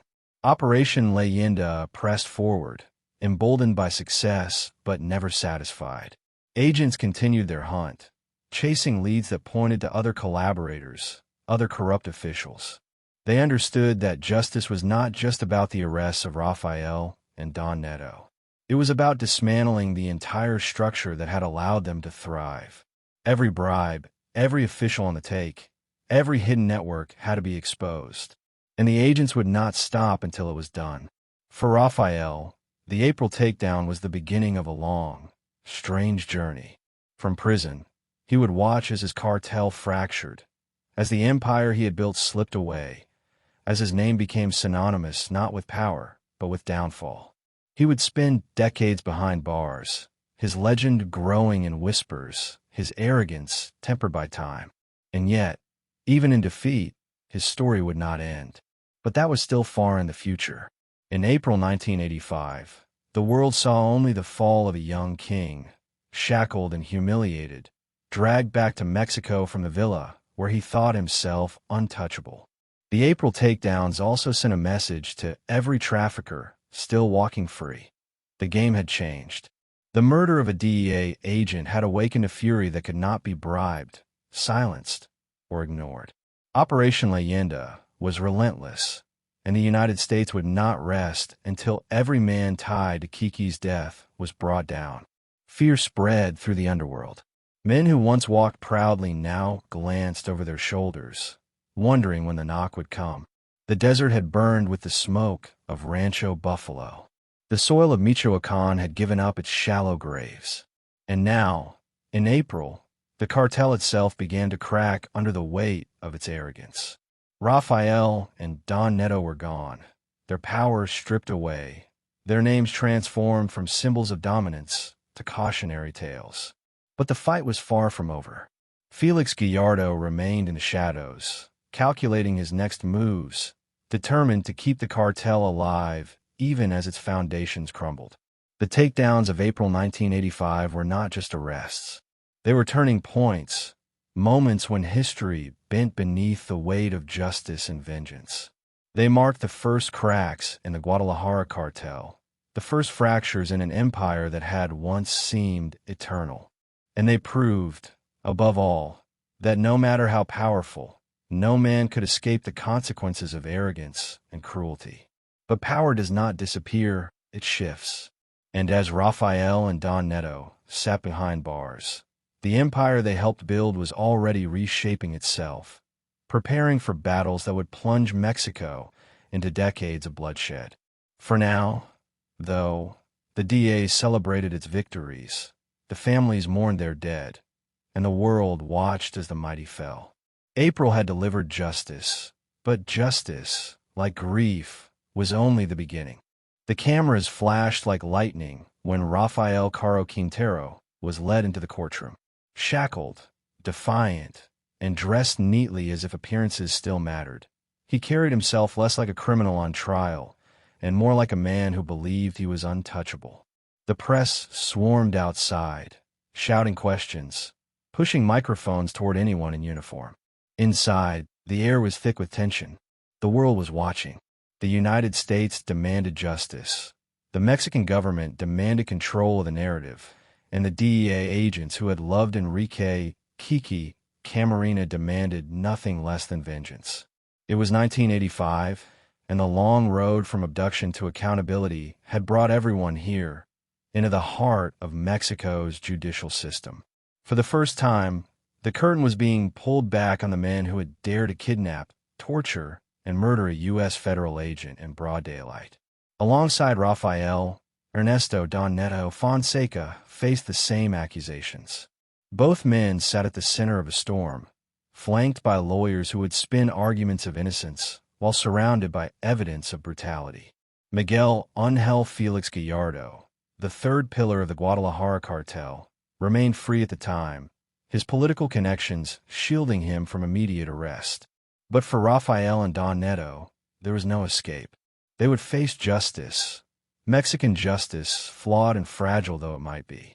The charges were as heavy as the air in the courtroom: kidnapping, torture, murder, drug trafficking, organized crime. The list stretched long, a ledger of crimes that would take weeks to unravel. Prosecutors painted a portrait of cruelty, describing in harrowing detail the 30 hours Kiki endured at Lope de Vega Street, the shallow graves in Michoacan, the arrogance of traffickers who believed themselves untouchable. Every word was meant to pierce the facade of Rafael's composure, to remind the judges and the public that this was not a man of charm or legend, but a murderer who had waged war against law and decency. Rafael's defense was bold, almost theatrical.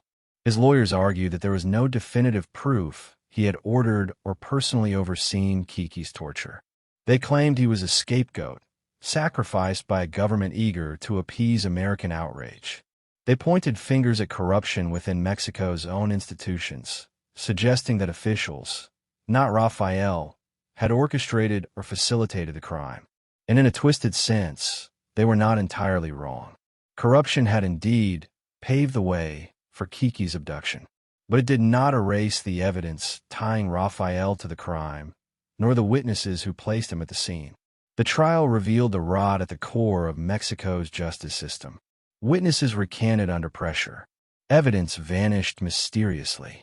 Officials gave contradictory testimony, their words bending under the invisible weight of threats and bribes. Yet despite the chaos, the sheer gravity of the crime made it impossible to bury. The DEA's relentless pressure ensured that the world was watching too closely for the case to be quietly dismissed.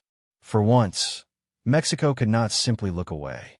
Don Neto's trial unfolded with less drama, but equal weight.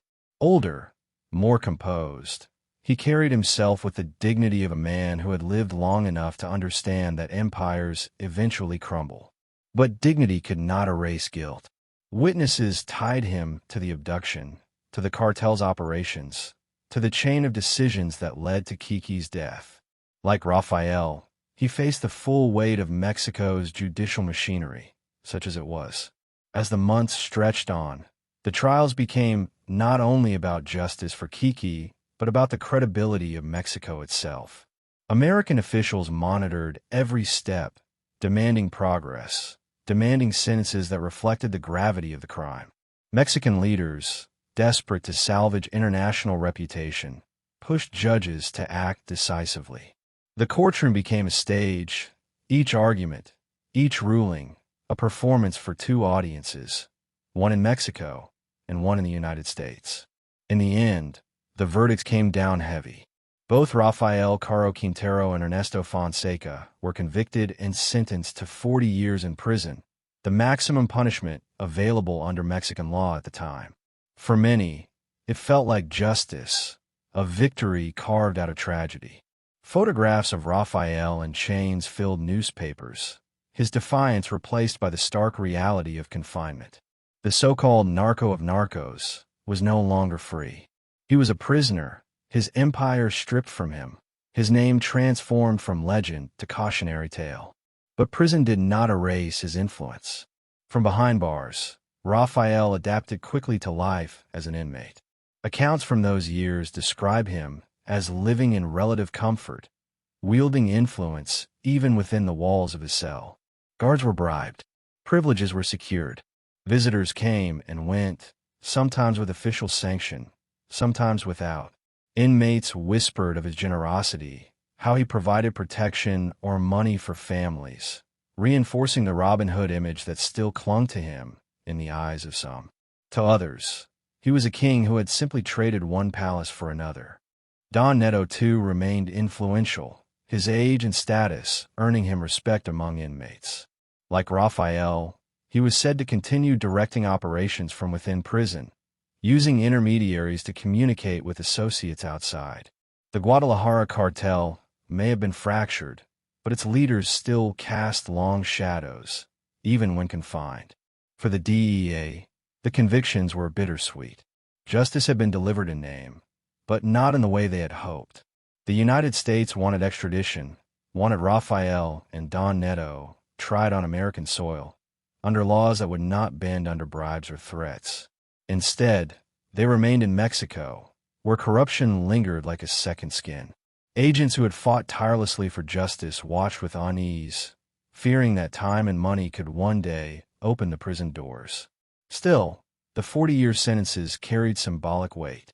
They showed that the murder of a U.S. agent would not be ignored, that even the most powerful traffickers could face consequences. They also sent a message to other cartels. Killing an American agent was a line too dangerous to cross. But in the murky world of drug trafficking, messages are often lost in the fog of greed and violence. Life behind bars did not erase Rafael's myth. If anything, it grew. Stories spread of his charm, his generosity, his supposed regrets. Some claimed he spent hours reading, reflecting, planning for a future beyond the walls. Others said he never stopped dreaming of escape, never stopped believing he would one day walk free. For the poor in Sinaloa, his name remained a symbol of defiance, of a boy who had risen from nothing to challenge nations. For law enforcement, his name remained a reminder of arrogance, cruelty, and the price of unchecked ambition. Years slipped by, but the shadow of Kiki's death never faded. In the United States, his widow Mika continued to speak out, keeping his memory alive, turning her grief into advocacy. Schools and programs were named in his honor, ensuring that new generations learned his story. Each year, ceremonies marked his sacrifice, reminding the DEA and the public why the fight mattered. And each year, the names of Rafael and Don Neto resurfaced, tethered forever to the crime that had defined them. The trials and sentences of 1985 and 1986 were milestones, but they were not the end of the story. They were chapters in a saga that would continue for decades, as appeals were filed, as political winds shifted, as Mexico wrestled with its own corruption. The 40-year sentences seemed definitive, yet history would later reveal how fragile justice could be. For now, though, in the mid-80s, the world believed that justice had been served. The cartel had been dealt a crushing blow. Its leaders were behind bars. The United States had made its point, and the legend of Kiki Camarena had been secured. written in a history not only by his courage, but by the trials that followed his death. But prison walls are not permanent. Laws change. Judges rule. Time erodes even the harshest sentences. And while Rafael and Don Neto sat confined, the seeds of Mexico's next wave of violence were already sprouting. The Guadalajara Cartel had fractured, giving birth to new cartels that would one day eclipse it in power and bloodshed. The story of Kiki, of Rafael, of the 40-year sentences, was not an ending, but a pivot point. The war was far from over. For the families of Kiki and Zavala, the trials offered only partial peace. Justice had been spoken, but it could never fill the absence left at dinner tables, never replace a father's embrace, never erase the sound of children asking why. The prison terms were numbers on paper, but grief had no measure. And so, even in victory, sorrow lingered. The courtroom, now emptied of cameras and crowds, remained a silent witness to history. It had seen arrogance fall, justice declared, and legends rewritten. The echoes of those verdicts would carry far beyond its walls, shaping the course of the drug war, defining the legacy of men who had once believed themselves invincible. 40 years. That was the sentence. But in Mexico, time has a way of bending, of breaking, of betraying promises. And though the world believed justice had triumphed, the story of Rafael Caro Quintero was far from finished. Because behind the bars, in the quiet of his cell, the narco of narcos still dreamed of freedom. And history would one day bend, giving him the chance to walk into the sun again. The prison gates clanged shut on Rafael Caro Quintero and Ernesto Don Neto Fonseca, but the sound did not silence the empire they had built. Power does not simply vanish when its kings are caged. Instead, it fractures, trickles, and flows into the hands of new contenders, each hungry to carve out a kingdom of their own. By the late 1980s, the once mighty Guadalajara Cartel, the empire that had stood like a colossus over Mexico's drug trade, was splintering. Its fall was inevitable, accelerated by the death of Enrique Kiki Camarena and the relentless fury of Operation Leyenda. What rose from its ashes were fragments that would one day eclipse their parent, birthing new cartels so violent and so powerful that Mexico would never be the same again. In those years, Miguel Ángel Felix Gallardo, El Padrino, still remained at large. While Rafael and Don Neto languished behind bars, Felix had skillfully avoided immediate capture. He was quieter than Rafael, more calculating than Don Neto, and far more connected. His ties to politicians, governors, and even figures within Mexico's highest institutions gave him breathing room. For a time, he believed he could stabilize the shattered pieces of the Guadalajara organization, hold together the scattered lieutenants, and maintain control. But history rarely obeys the plans of one man. The problem was geography. The empire had always depended on routes north, corridors across deserts, mountains, and rivers that funneled marijuana, heroin, and increasingly cocaine into the insatiable markets of the United States. With the cartel under pressure, those routes became battlegrounds. Every plaza, the term for a smuggling corridor or territory, was a jewel worth fighting over. And with Rafael and Don Neto removed from the chessboard, ambitious lieutenants sharpened their knives.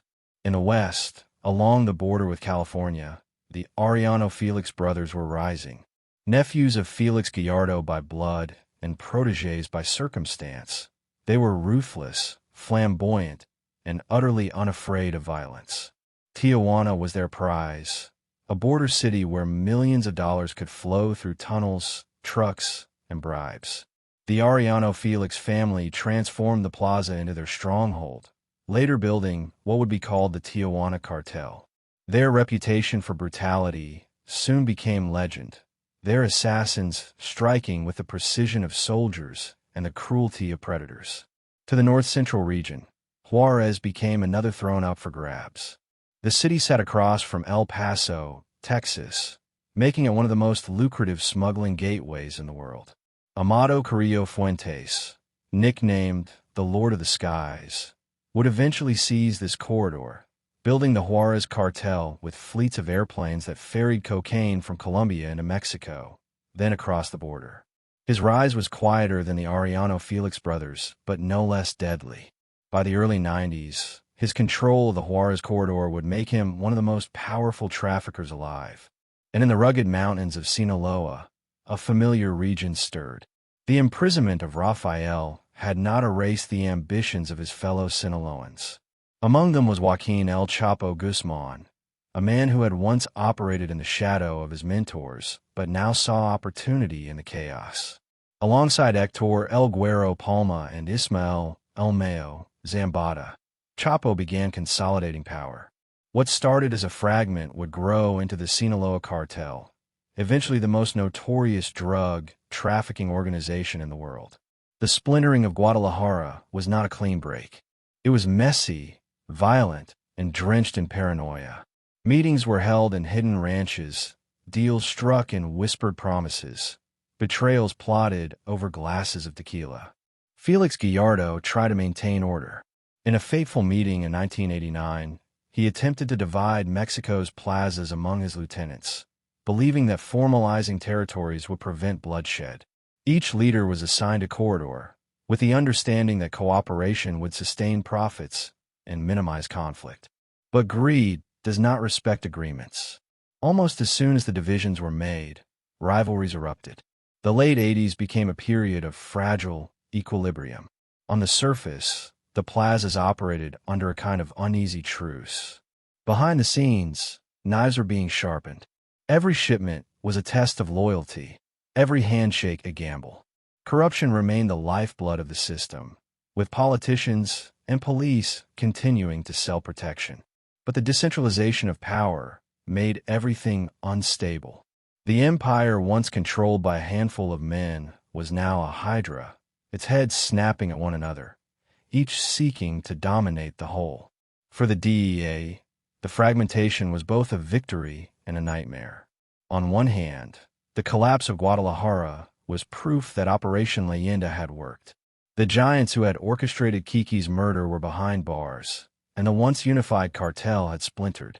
On the other hand, the rise of multiple new cartels meant more violence, more corruption, and more difficulty in dismantling an increasingly fractured underworld. Instead of one enemy, there were now many. In Mexico, the shift was felt on the streets. Violence surged as traffickers fought for dominance. Assassinations became more common, bodies left hanging from bridges, gunfire echoing in cities that had once known only whispers of cartel presence. Communities that had lived in uneasy peace under the centralized power of Guadalajara now found themselves trapped between rival groups, each demanding loyalty, each punishing betrayal with merciless efficiency. The political landscape shifted as well. The Mexican government, embarrassed by the international outrage over Kiki's murder, sought to present itself as tougher on traffickers. Yet corruption still corroded every level of power. Some politicians aligned with the Arellano Felix brothers, others with Carrillo Fuentes, others with the Sinaloans. Allegiances changed with the wind, determined by bribes, threats, or promises of shared profit. In truth, the government did not control the cartels. The cartels controlled the government. For the imprisoned leaders, the fractures were bittersweet. From his cell, Rafael watched as his empire splintered, as protégés became kings in their own right. Don Neto, too, observed the unraveling, his own influence fading as younger, hungrier men claimed the spoils. And Felix Gallardo, though still free, realized the limits of his control. His attempt to maintain unity through division had failed. The genie was out of the bottle, and no man could force it back inside. By 1989, the cracks in Guadalajara's foundation were impossible to ignore.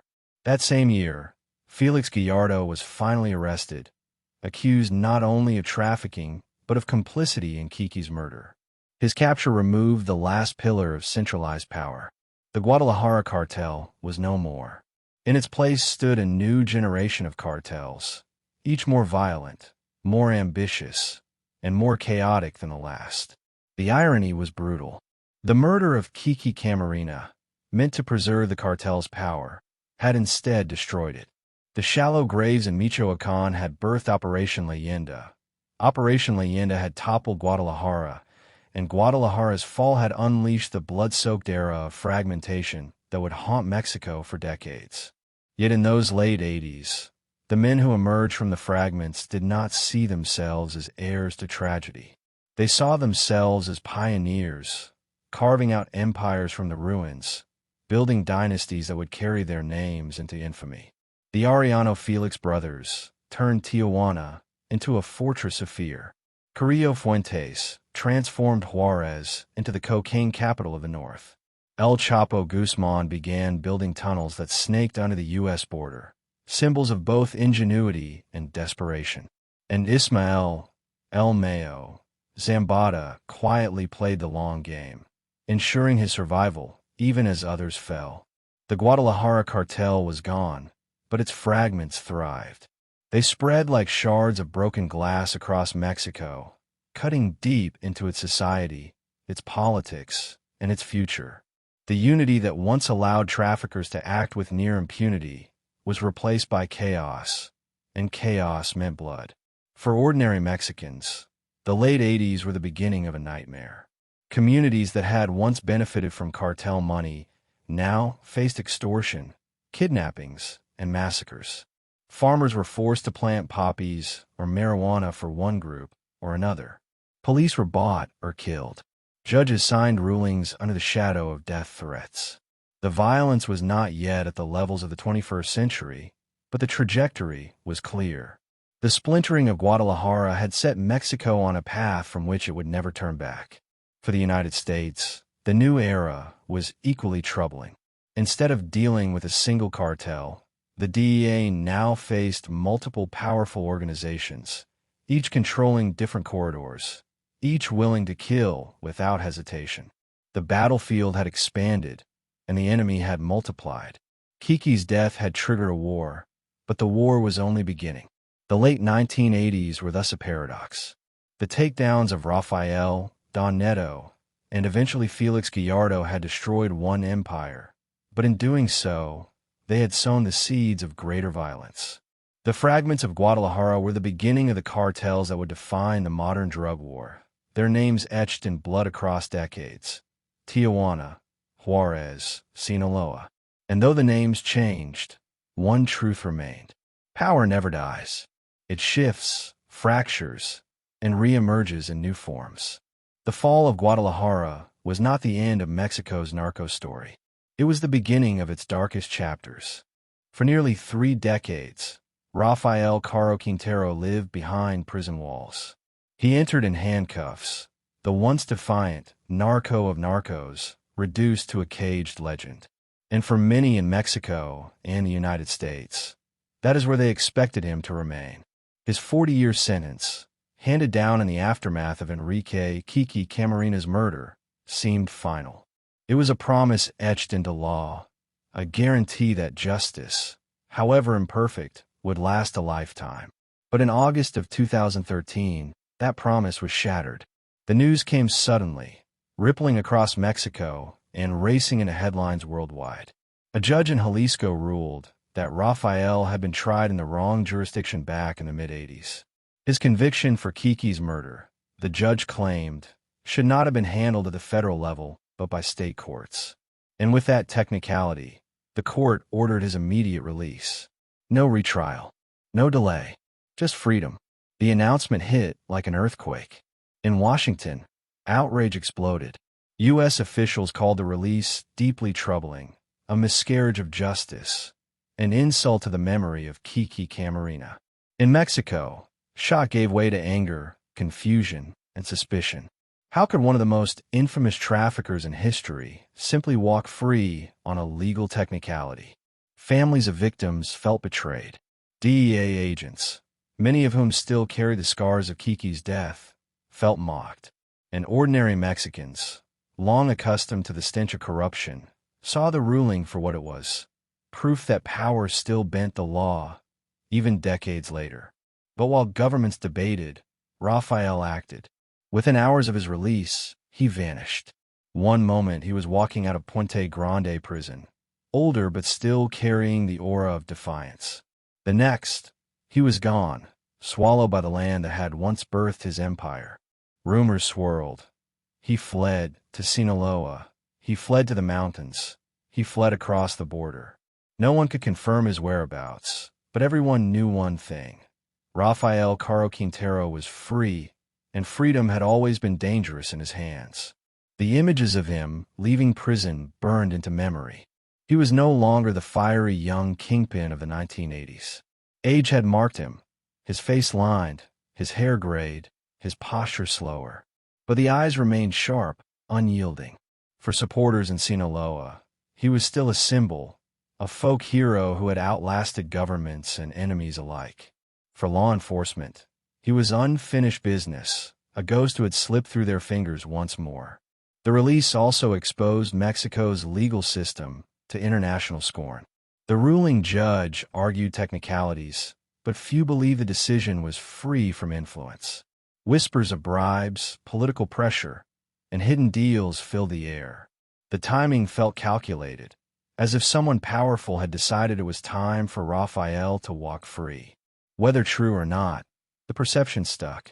And perception, in matters of justice, was everything.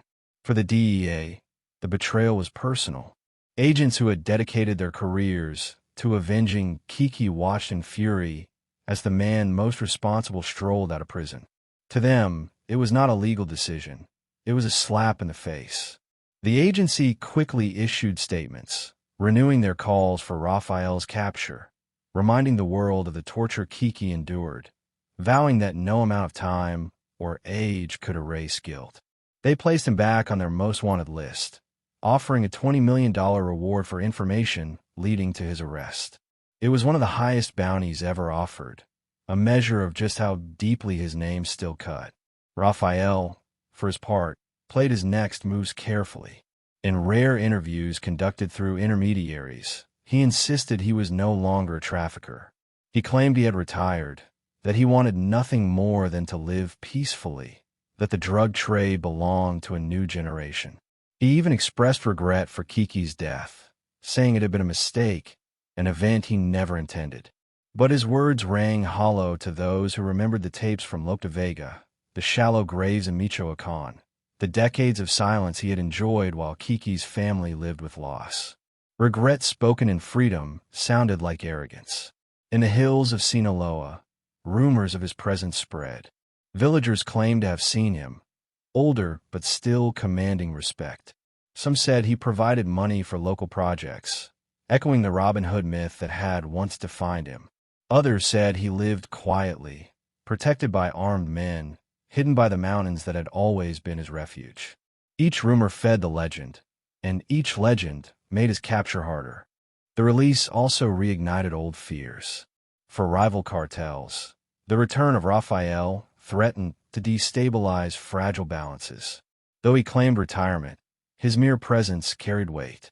Younger traffickers grew nervous, wondering if the old narco of Narcos would attempt a comeback. Governments worried too. A man with his knowledge, his connections, his myth could never truly vanish. Even from the shadows, he could tip the scales. For Kiki's widow Mika, the news was devastating. Decades after losing her husband, she was forced to relive the wound, forced to explain to her children and grandchildren how justice could be undone so easily. She spoke publicly, her voice calm but cutting, reminding the world that Kiki had given his life for the fight against drugs, and now his killer was free. Her words carried weight, not just with the DEA, but with ordinary people who had not forgotten the sacrifice her husband made. Internationally, pressure mounted on Mexico to correct the mistake.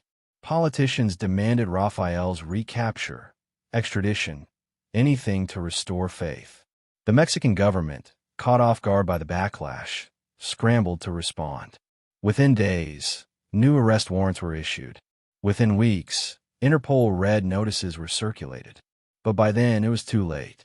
Rafael had disappeared into the very landscape that had birthed him. The irony was cruel. For 28 years, prison had held him, his legend slowly fading into history. But his release breathed new life into the myth. Songs were written again. Stories were told again. His name returned to headlines, no longer just as a prisoner, but as a fugitive. In freeing him, Mexico had not buried the past. They had resurrected it. By 2013, the cartels of Mexico were far deadlier than the Guadalajara organization had ever been. The Sinaloa cartel, under Joaquin El Chapo Guzman, dominated the global drug trade. The Zetas carved bloody paths through entire states. The Tijuana and Juarez cartels, born from Guadalajara's fragments, still fought for survival. Into this chaotic landscape stepped Rafael, older, weaker perhaps, but still carrying the weight of history. To law enforcement, his return was like a ghost rising in the middle of an inferno.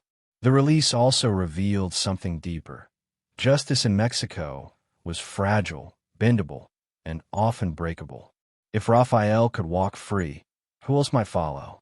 If the murder of a U.S. agent could be undone by a technicality, what did that mean for ordinary Mexicans seeking justice? The outrage was not just about one man. It was about a system that seemed incapable of protecting its people, let alone honoring its promises. For the DEA, the mission reignited. Operation Leyenda had ended decades earlier, but its spirit lived on. Agents who had not even been born when Kiki died now carried the torch, swearing that Rafael would be brought back to justice. The $20 million reward hung like bait, luring whispers from informants, encouraging betrayals. And slowly, a new hunt began. But hunts take time, and Rafael was patient. He had survived prison. He had survived betrayal. He had survived the fall of his empire. Now, free once more, he disappeared into the mountains like smoke in the wind. He knew the DEA would never stop. He knew the U.S. government would never forgive. But he also knew the land, the people, the shadows. And for a time, that was enough. The release of 2013 was not just a legal blunder. It was a turning point. It reminded the world that legends do not fade, they wait. It showed that justice, once believed permanent, could be undone with a stroke of a pen. And it reignited a manhunt that would stretch across nearly a decade, a manhunt that would finally end with the sound of boots in the hills of Sinaloa. But in 2013, the story was still fresh. Rafael Caro Quintero, the man who had kidnapped and murdered a DEA agent, the man whose actions had shattered the Guadalajara Cartel, the man whose name had become synonymous with both power and cruelty, was free. And somewhere in Mexico, hidden by allies, protected by mountains, he smiled at the chaos his freedom had unleashed. The world believed his story was over. Instead, it had just begun again. The night Rafael Caro Quintero slipped out of Puente Grande prison in August of 2013, Mexico seemed to hold its breath. The man who had once ruled Guadalajara, who had ordered a kidnapping that shook the United States to its core, was suddenly free again after 28 years behind bars. At first, many assumed he would be recaptured within days. After all, how could one of the most infamous drug lords in history disappear in the modern age? Hunted by governments with satellites, drones, and intelligence networks that stretched across continents. But as days turned to weeks, weeks into months, and months into years, Rafael seemed to fade into the mist of his homeland. He was not simply hiding. He was surviving, adapting, and evading, turning nearly a decade on the run into his final act as legend. Freedom did not come with the roar of a crowd or the parade of old allies waiting to welcome him back. It came with whispers, with the hush of careful footsteps, with the silence of mountains that swallowed sound. From the moment he walked out, he was a fugitive, branded again as one of the world's most wanted men. The DEA put a $20 million bounty on his head, an extraordinary figure, more than the rewards for many terrorists. That money was bait, a promise that betrayal would be handsomely rewarded. But betrayal never came, at least not right away. The key to Rafael's survival was geography. He returned to the Sierra Madre, the rugged mountain range that had cradled his youth in Badiraguato, Sinaloa. The same soil that had once forced him into poverty now sheltered him from capture. The Sierra is unforgiving terrain, steep canyons, dense forests, villages so remote that roads vanish and dirt trails patrolled only by those who belong. It is land that defies outsiders, where loyalty runs deeper than fear of law enforcement.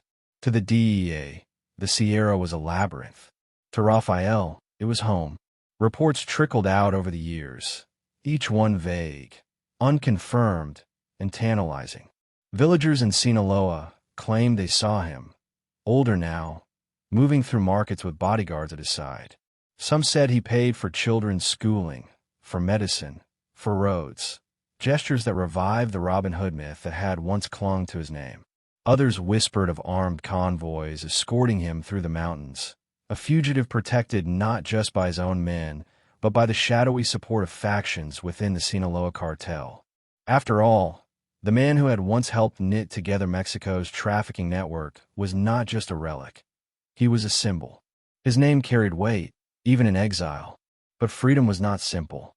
Rafael was in his 60s when he walked out of prison, no longer the fiery young kingpin who had flaunted wealth and defied governments.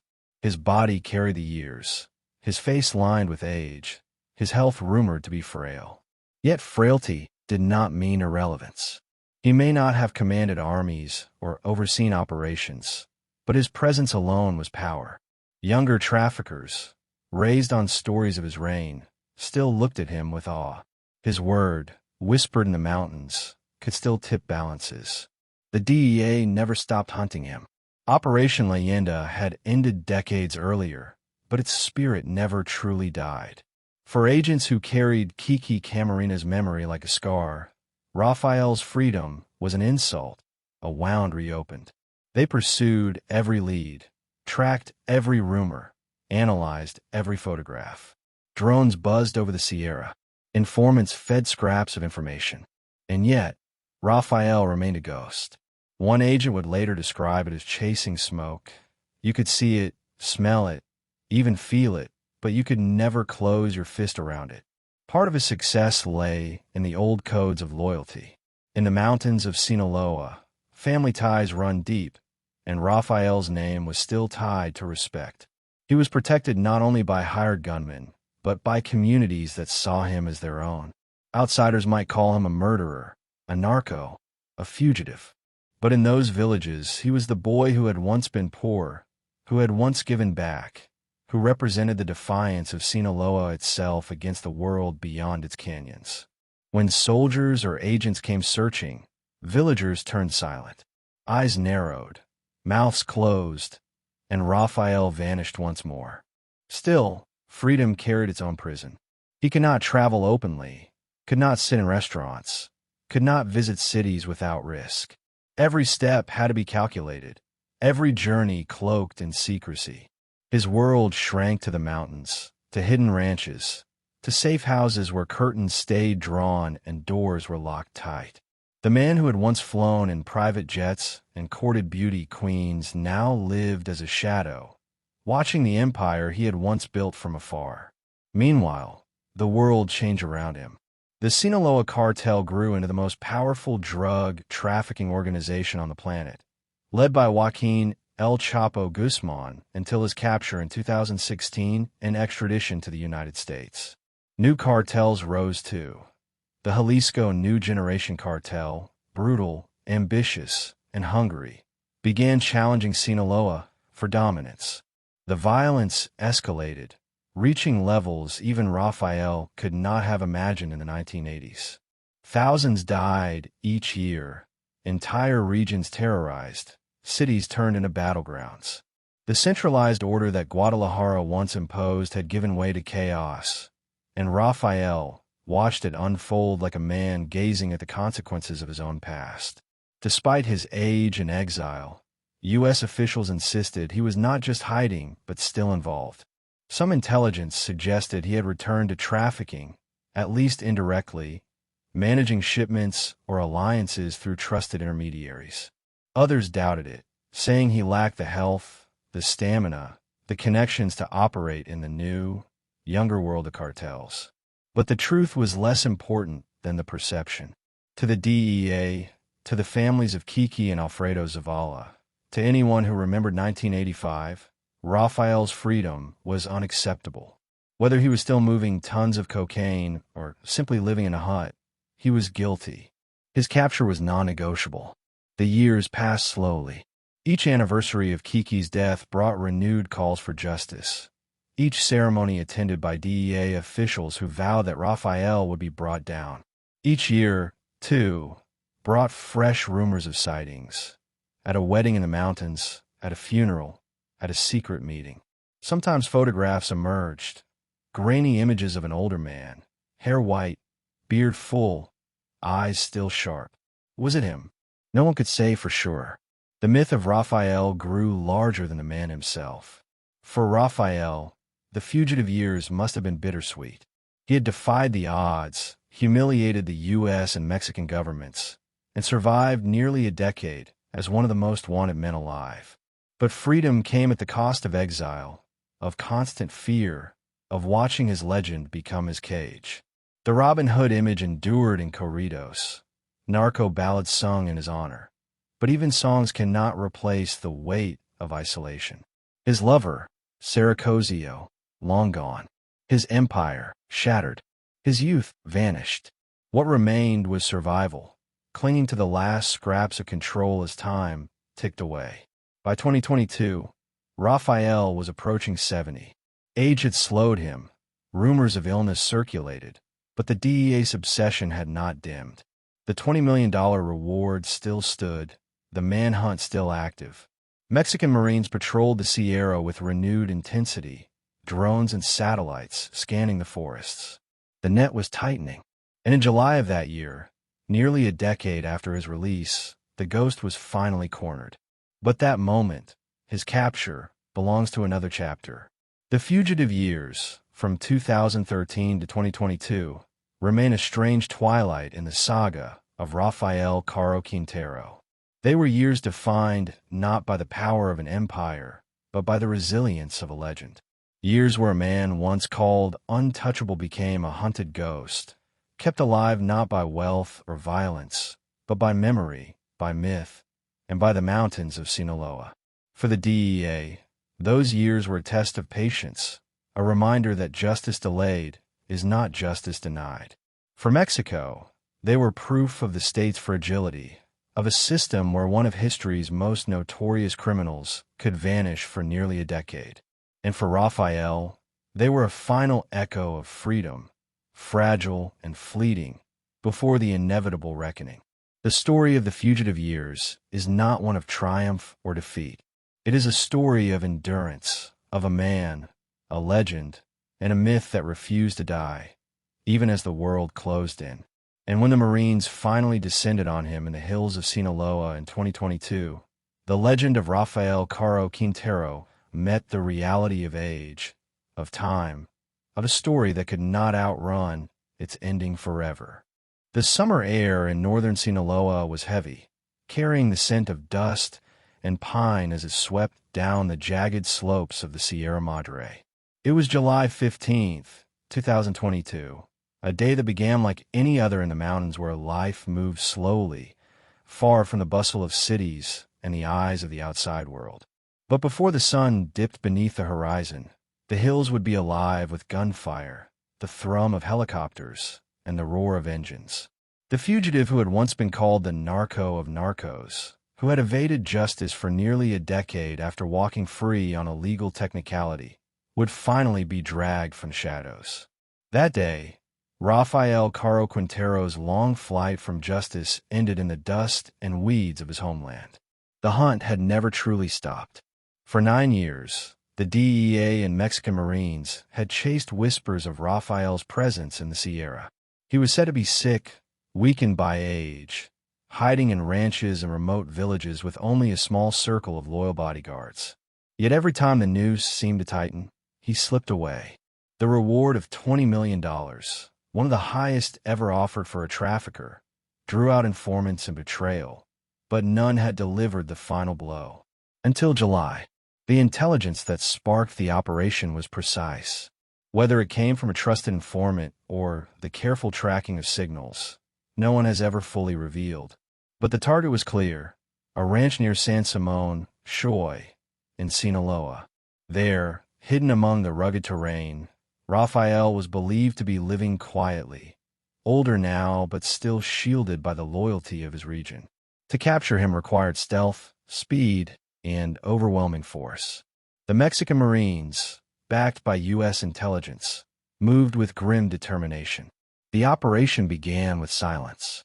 Trucks rumbled through narrow roads, soldiers cloaked in camouflage, weapons ready. Helicopters circled in the distance, their blades beating the air like war drums. Villagers heard the commotion and knew instantly that something was happening. In the Sierra, the presence of Marines was not casual. It meant a hunt, a clash, a reckoning. And for those who still whispered Rafael's name with reverence, fear rippled through the air. When the Marines closed in, chaos erupted. Gunfire cracked across the ranch as Rafael's bodyguards resisted, unleashing bullets in a desperate attempt to hold back the tide. The Marines responded with thunder, their rifles cutting through the night. The firefight was fierce but brief. Against the sheer force of the state, Rafael's protectors stood little chance. Several fell in the skirmish, their blood soaking into the same soil that had sheltered them. Helicopters swooped low, floodlights piercing the trees, illuminating the final moments of a fugitive's defiance. And then, in the weeds, they found him. Rafael was crouched, disoriented, and exhausted. The once feared kingpin was 70 years old, his face lined, his hair gray, his body slower than memory allowed.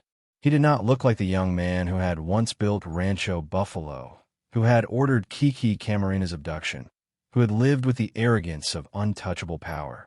He looked like a man weighed down by years of running, years of hiding, years of waiting for the inevitable. When the Marines seized him, there was no grand speech, no furious resistance. He was pulled from the ground, surrounded by soldiers, and a legend was once again reduced to a prisoner. Images of his capture spread like wildfire. Rafael, slumped in the dirt, flanked by armed Marines, his expression weary, almost vacant. For some, it was justice long overdue. For others, it was a strange sight, the fall of a man who had once towered so large over Mexico's underworld. The narco of Narcos, humbled in the weeds of Sinaloa. But justice, even in triumph, carried tragedy. During the operation, a Black Hawk helicopter carrying Marines crashed, killing 14 of them. Officials later said the crash was an accident, not the result of cartel fire, but the loss of life underscored the cost of the hunt. Even in capture, Rafael's name was written alongside death. The Marines who died that day became part of his story. Their sacrifice added to the long ledger of blood that followed him across decades. For the DEA, the capture was a vindication nearly 40 years in the making. In Washington, the announcement was met with praise and relief. Kiki Camarena's name resurfaced in headlines, his sacrifice remembered once more as the reason this pursuit had never been abandoned.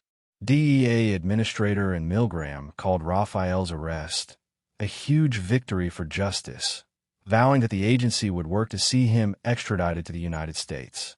For agents who had inherited the legacy of Operation Leyenda, the moment was personal.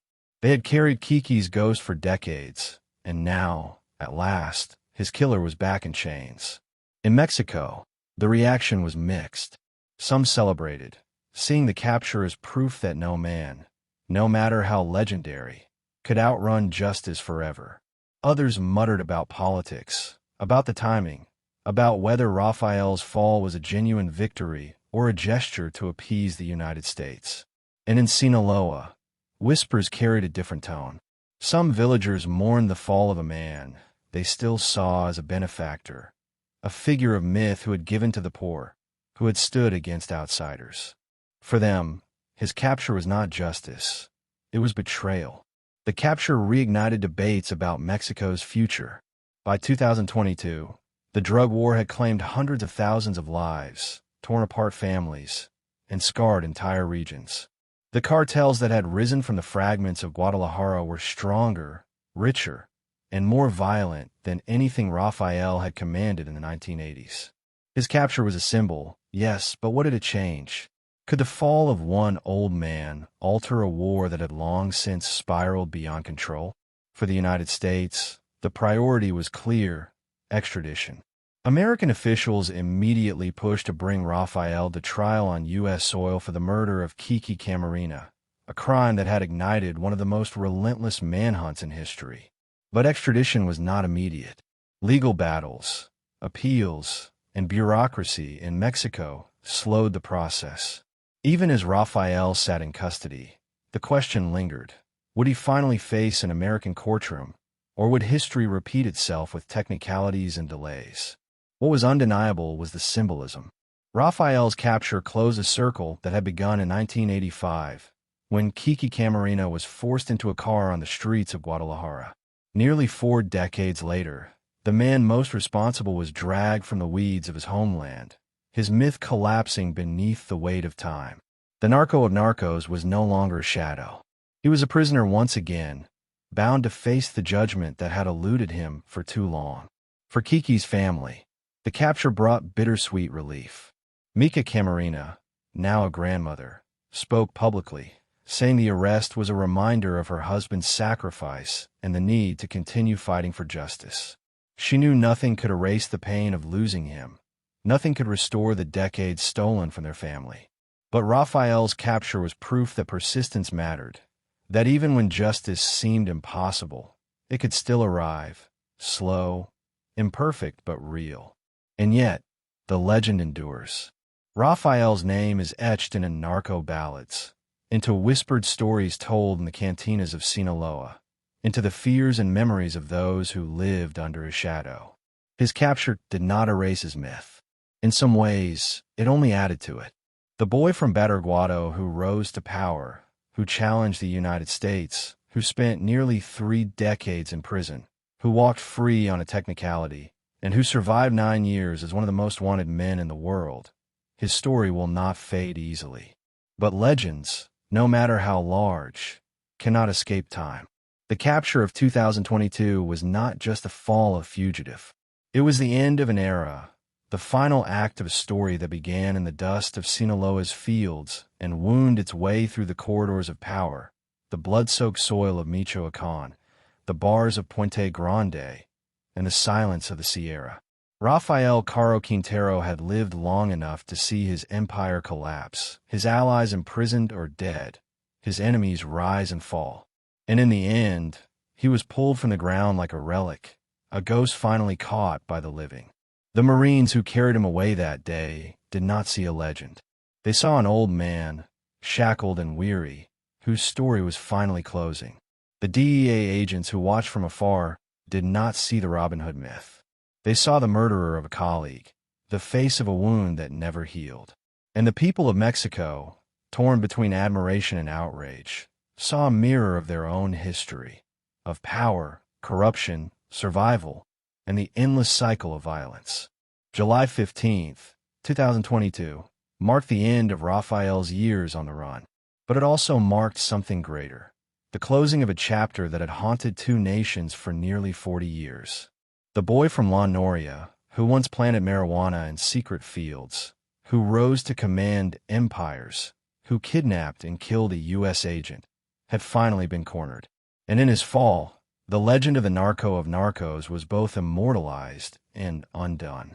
The roar of helicopters had long faded from the hills of Sinaloa by the time Rafael Caro Quintero was hauled into a prison transport, his wrists bound, his face caught in the harsh glare of flashbulbs. It was July 2022, and after nearly 4 decades of pursuit, the man once known as the Narco of Narcos was finally back in custody. His capture was hailed as a victory for justice, a closing of the circle that began with Enrique Kiki Camarena's abduction in 1985. But for the United States, celebration quickly gave way to determination. The DEA and U.S. prosecutors wanted Rafael not just imprisoned in Mexico, but extradited to stand trial in an American courtroom for the torture and murder of their fallen agent. That demand set the stage for a new battle, one fought not with guns and helicopters, but with lawyers, judges, and political pressure. The question was simple yet explosive: Would Mexico surrender one of its most infamous criminals to the United States, or would Rafael remain under the authority of a justice system that had already once let him slip free? From the very beginning, the U.S. made its intentions clear. The Justice Department filed requests for extradition almost immediately, citing the charges pending against Rafael in California. He had been indicted in absentia decades earlier for Camarena's kidnapping, torture, and murder. For American officials, there was no debate. Rafael had killed one of their own, and his trial belonged on U.S. soil. There can be no safe haven for the murderers of American agents, one official declared. The DEA echoed the demand, insisting that anything less than extradition would dishonor Kiki's memory. But Mexico's legal system moved slowly, deliberately, and with layers of complexity that seemed designed to frustrate. Within days of Rafael's capture, his lawyers filed injunctions, known in Mexico as amparos, to block extradition. They argued that he had already served nearly 3 decades of his original 40-year sentence, that he was old, ill, and no longer a threat. They claimed that extradition would violate his rights, that Mexico should not bend to U.S. demands, and that the case was tainted by politics as much as law. These legal maneuvers were not unexpected. In Mexico, extradition is rarely swift. Each request must pass through multiple levels of courts, appeals, and rulings. The process can take years, sometimes decades. And in the case of Rafael Caro Quintero, the stakes were higher than ever. His capture had already cost lives, 14 Marines killed in the helicopter crash during the operation. His release in 2013 had already been a national scandal. Every step of the extradition battle would be scrutinized, not just by judges, but by governments, the press, and the public. In Washington, frustration simmered. U.S. officials feared a repeat of 2013, when Rafael had walked free on a legal technicality. They worried that delays, corruption, or political hesitations would once again allow him to slip through the cracks. Behind closed doors, pressure mounted. Extradition became a key talking point in diplomatic discussions, with American leaders urging their Mexican counterparts to deliver justice. For Mexico, the issue was more complicated.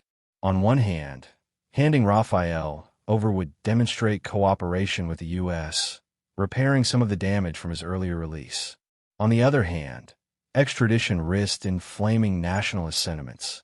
Many Mexicans resented the idea of their citizens being tried abroad, seeing it as an erosion of sovereignty. Politicians knew that surrendering Rafael could be framed as bowing to American pressure, a dangerous narrative in a country proud of its independence. Rafael's lawyers exploited that tension. They painted him as an old man, a scapegoat whose extradition was more about appeasing Washington than achieving justice. They emphasized his declining health, rumors of kidney problems, his frailty at 70 years old. They framed extradition not as law, but as vengeance, an American demand that ignored Mexico's own system. To some, the argument resonated. To others, it was hollow, drowned out by the memory of Kiki's broken body in a shallow grave. The DEA refused to relent. Agents who had joined the agency long after Kiki's death still carried his story like a badge of honor. They spoke publicly, reminding the world of the 30 hours of torture, the tapes that captured his agony, the betrayal that had scarred 2 nations. For them, age did not absolve guilt. Illness did not erase responsibility. Rafael's extradition was not about an old man in decline. It was about a message, a principle, a line that could not be allowed to blur. Meanwhile, inside Mexican prisons, Rafael waited. His capture had stripped him of freedom, but not of influence. Lawyers visited regularly, filing motions, buying time. Supporters in Sinaloa still spoke of him as a folk hero, a man who had risen from nothing, who had defied the United States. Corridos, the narco ballads that immortalized traffickers, once again sang his name, portraying him not as a murderer, but as a legend wronged by history.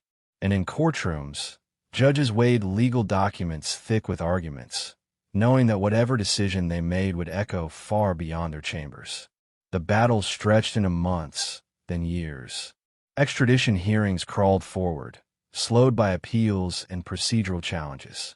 At times, it seemed inevitable that Rafael would be handed over.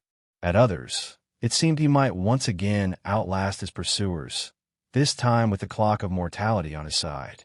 After all, how much longer could a man of his age and health endure behind bars? For Kiki's family, the wait was agony. His widow Mika had lived through decades of disappointment, through the trauma of his death, through the scandal of Rafael's release. Now she lived through the endless limbo of extradition battles. She spoke publicly, calmly but firmly, insisting that justice was not negotiable.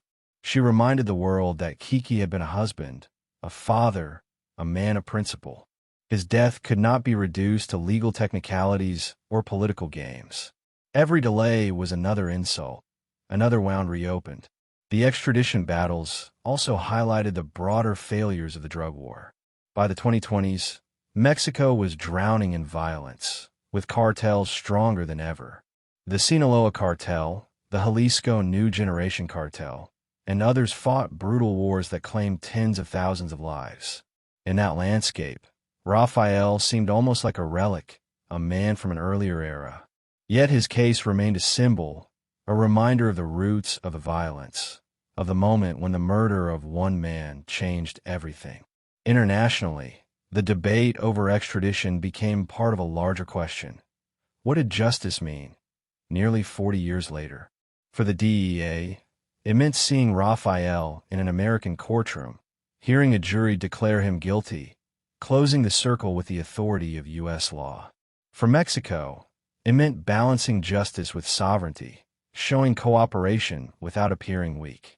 For Rafael, it meant survival, using every tool, every delay, every loophole to avoid facing the one courtroom he feared most. By 2023 and beyond, the legal battles continued. Judges granted temporary suspensions of extradition orders. Appeals piled up.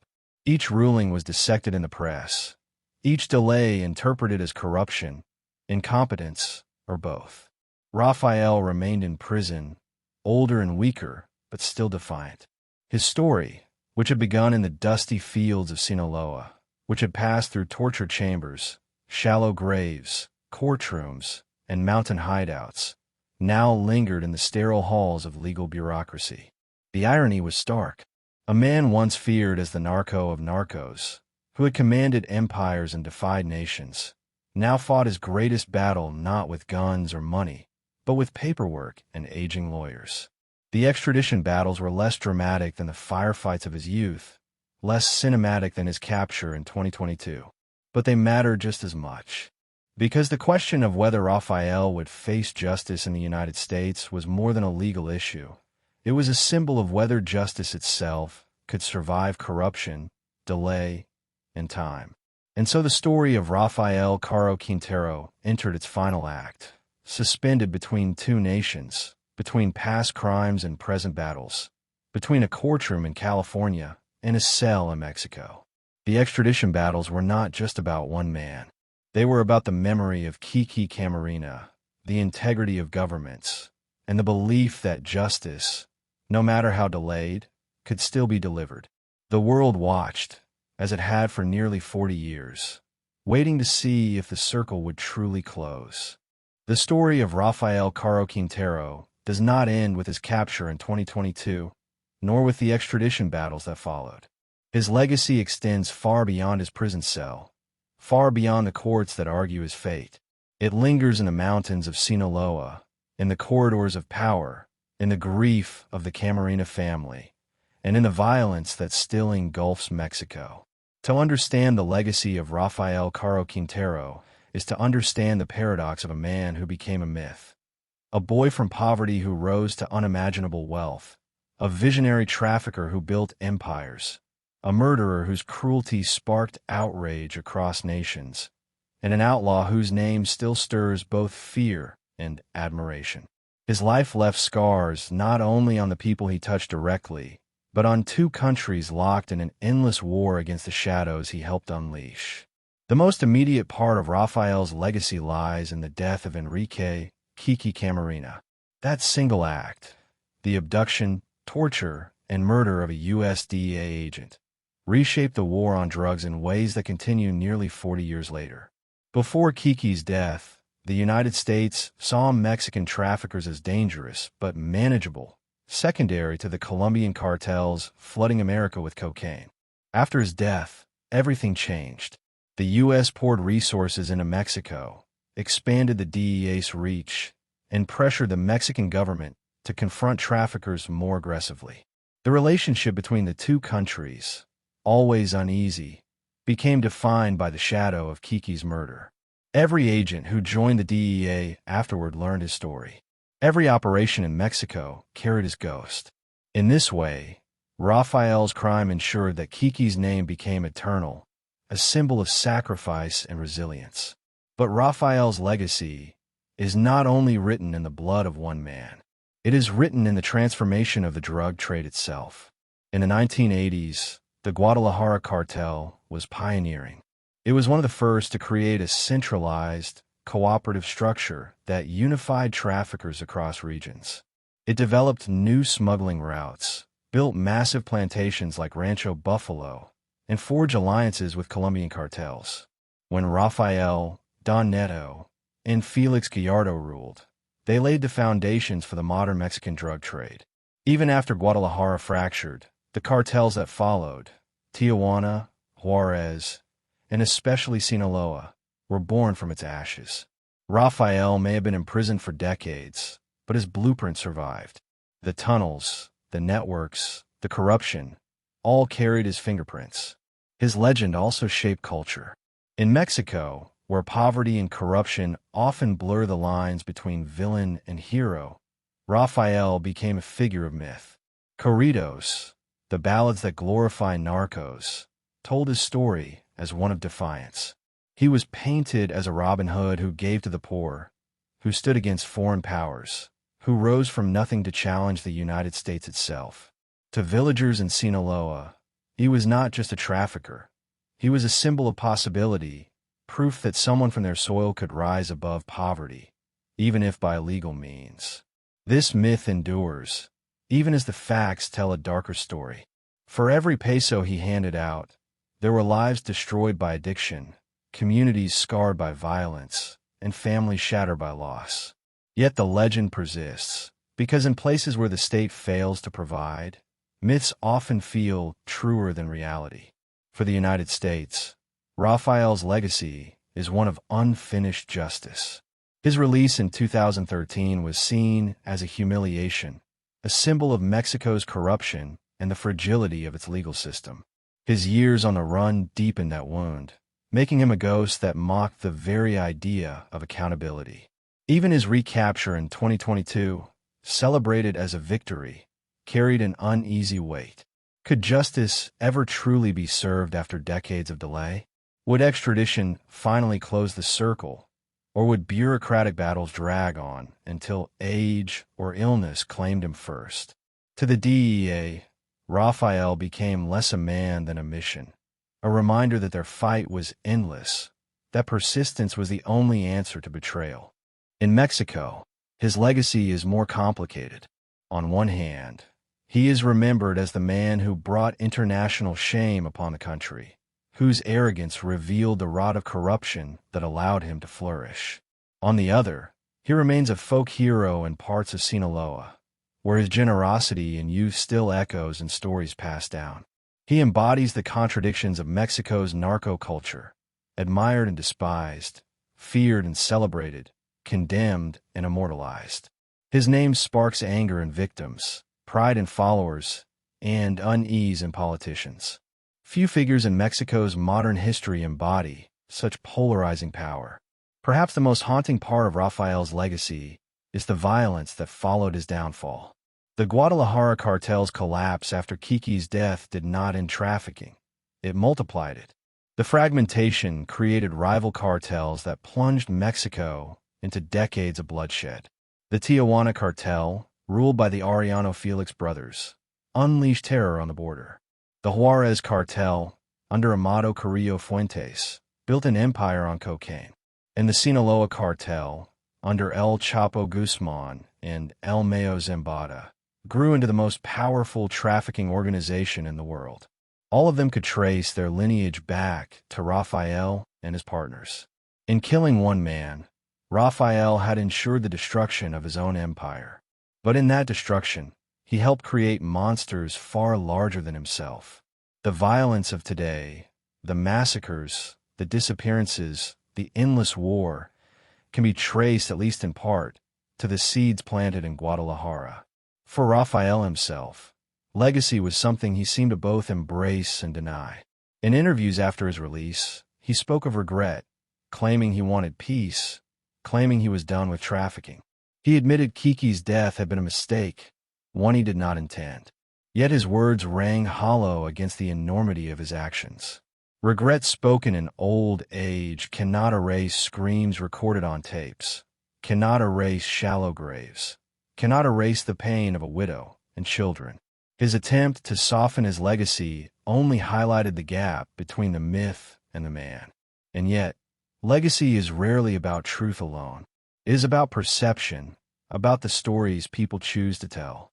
For some, Rafael will always be the boy from La Noria who rose from nothing.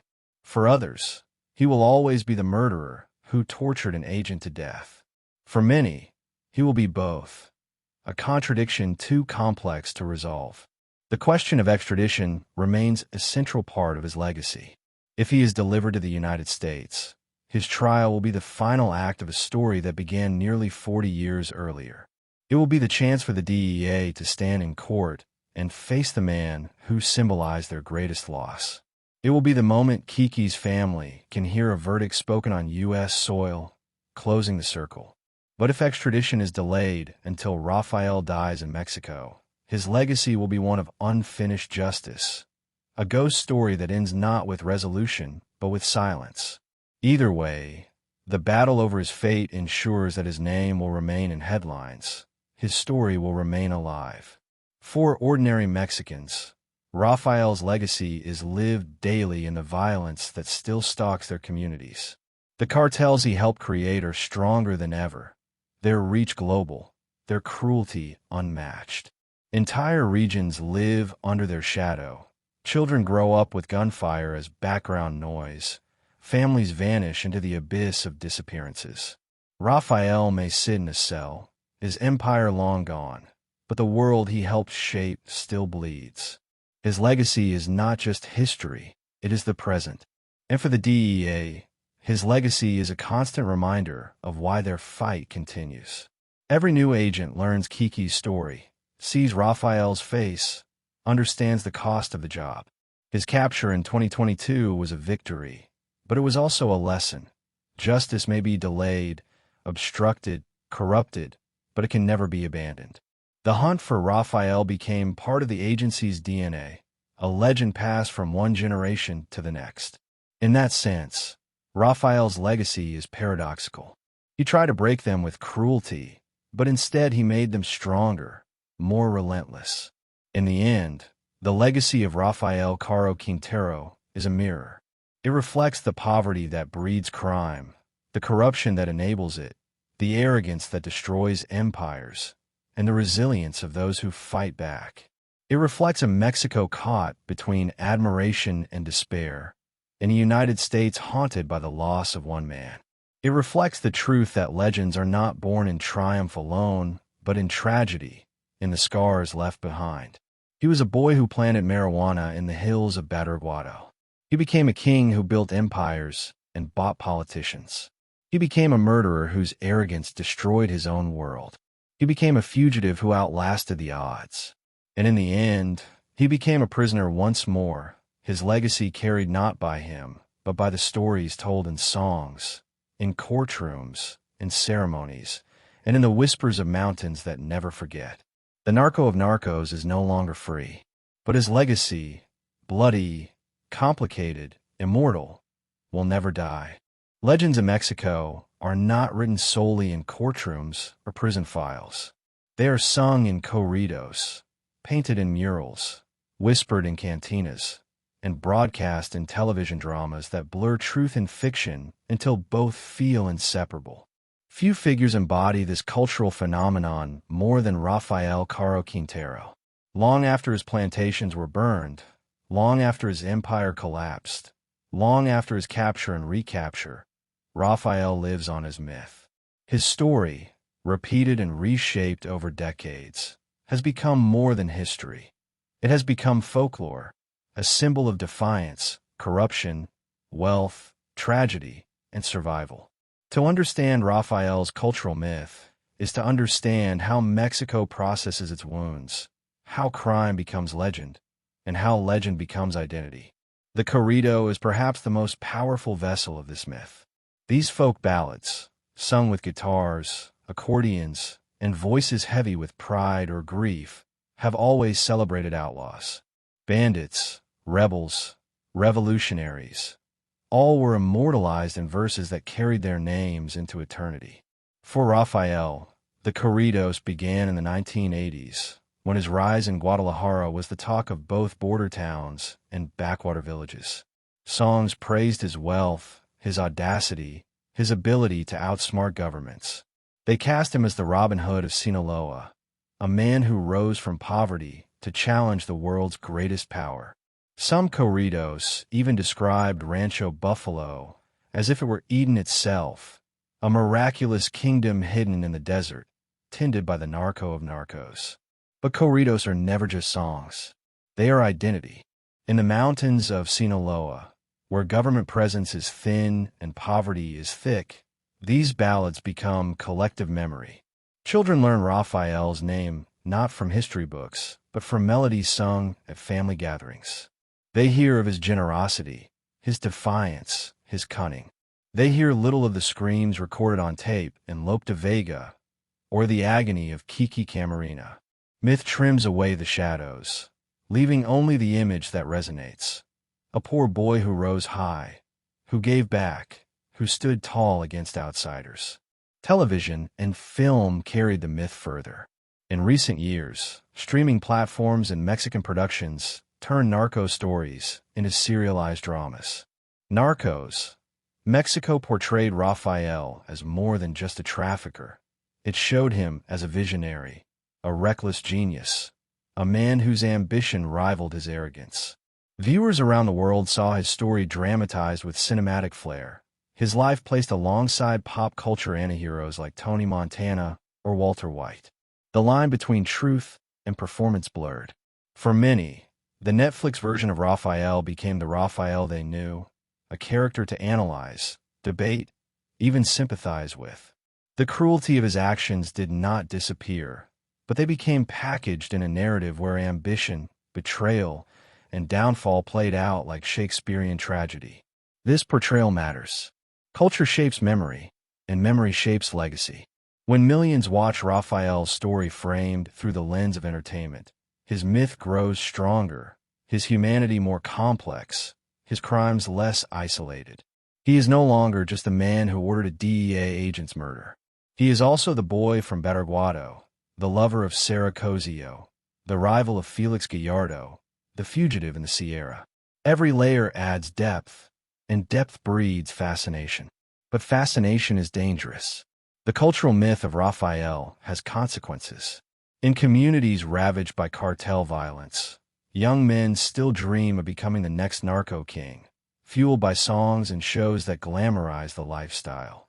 The legend of Rafael, like those of El Chapo or Amado Carrillo Fuentes, becomes aspirational. The myth emphasizes wealth, power, and women, while softening the brutality, the paranoia, the inevitable downfall. Narco culture, as it has come to be known, is both reflection and reinforcement of a cycle. Poverty breeds traffickers. Traffickers become legends. Legends inspire the next generation. At the same time, the myth also carries critique. Many corridos and dramatizations highlight the corruption that allowed Rafael to thrive. They point fingers at politicians who took bribes, at police who looked the other way, at judges who freed him in 2013.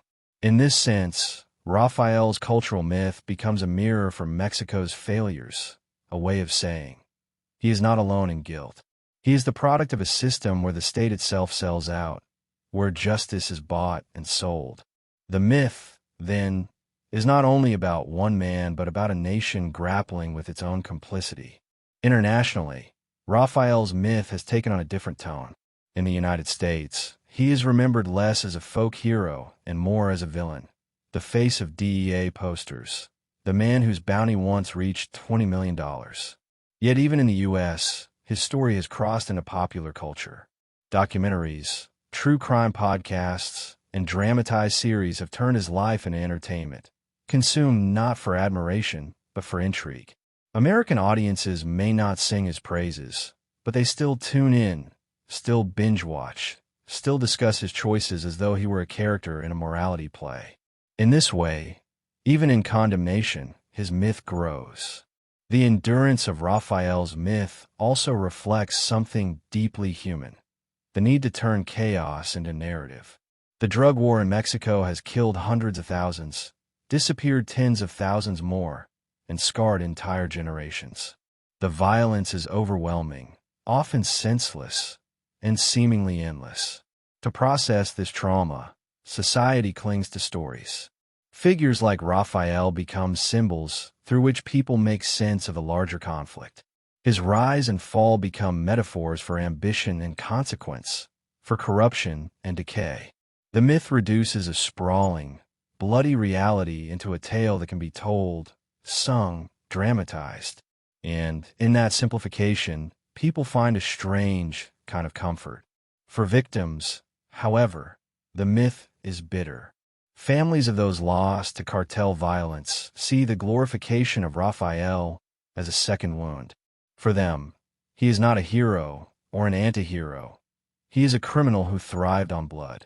When his name is sung in corridos, when his face appears on TV, when his story is consumed as entertainment, their pain is overlooked, their loss trivialized. The cultural myth erases the victims, elevating the perpetrator. This tension lies at the heart of narco culture, celebration of power built on the silence of suffering. And yet, myths cannot be killed easily. They live on because they satisfy something that reality cannot. In Sinaloa, where government aid rarely reaches, the myth of Rafael giving money to villagers feels truer than the memory of absent politicians.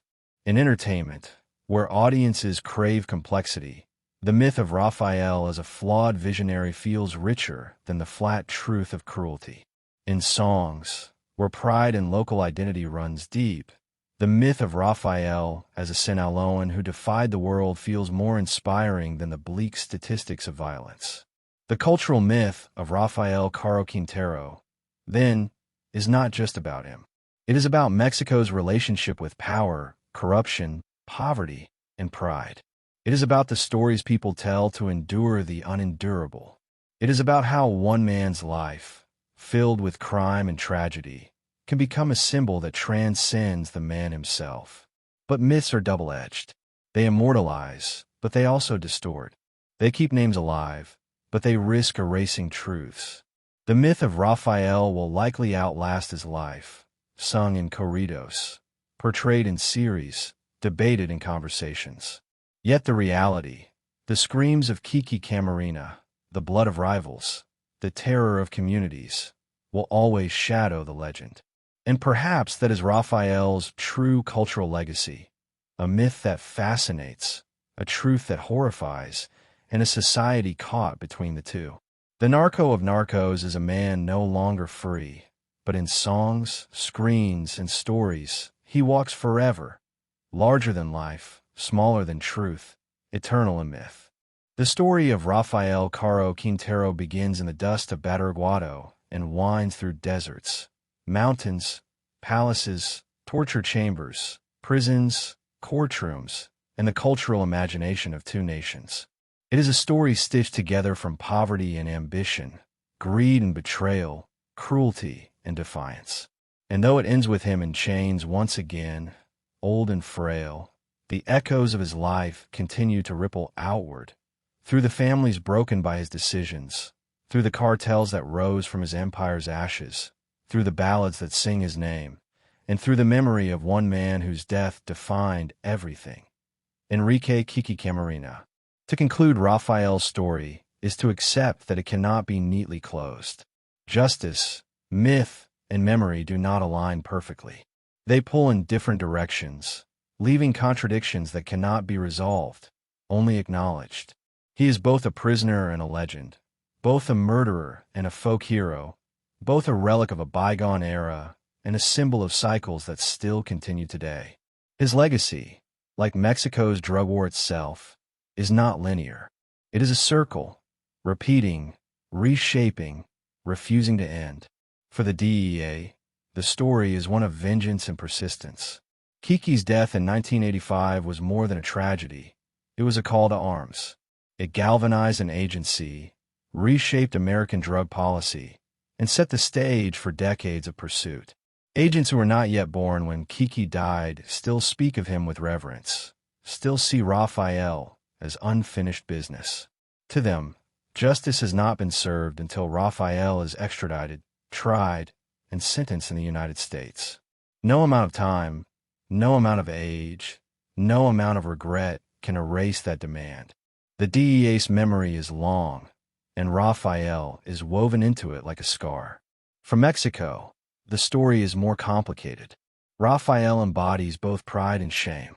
Pride because he represents the defiant spirit of Sinaloa, a poor boy who rose high, a man who bent the world to his will. Shame because he exposed the corruption that allowed him to rise, the judges who freed him, the politicians who took his money, the police who served him instead of the people. His name is a mirror reflecting Mexico's struggles with power, corruption, and sovereignty. To extradite him is to admit weakness. To keep him is to prolong the pain. Neither option brings resolution, only continuation. For the Camarena family, Rafael is a wound that never closes. Every headline, every song, every rumor of his capture or release reopens the pain. Mika Camarena, who turned her grief into advocacy, has spent nearly 4 decades ensuring her husband is never forgotten. For her, Rafael is not a myth, not a symbol. He is the man responsible for her husband's screams, her children's loss, her family's scar. To hear his name glorified in corridos or dramatized in shows is salt in the wound. To see him free, even for 9 years, was a cruelty beyond words. Her memory of him is not softened by myth. It is sharpened by truth. And for ordinary people, farmers in Sinaloa, citizens in Guadalajara, families across Mexico and the United States, Rafael's story is a reminder of the forces that shape their lives without their consent. He is the face of a drug war that consumes without ending, a war that fills mass graves, that turns young men into soldiers, that forces mothers to search endlessly for disappeared children. His myth may entertain, his story may fascinate, but the reality of what he represents is lived daily in blood and fear. The paradox of Rafael Caro Quintero is that he is both larger than life and smaller than truth. Larger because his name became legend, his story dramatized and sung, his face recognized worldwide. Smaller because, stripped of myth, he is just one man, a boy who planted marijuana, a trafficker who got rich, a criminal who made choices that destroyed lives. His myth elevates him to the level of gods and demons.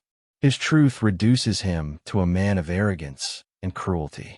The tension between these two images is what keeps his story alive. What does justice look like in his case? Is it a life sentence in a U.S. prison, delivered decades late? Is it the fact that he has already spent nearly 30 years behind bars, his youth gone, his empire lost?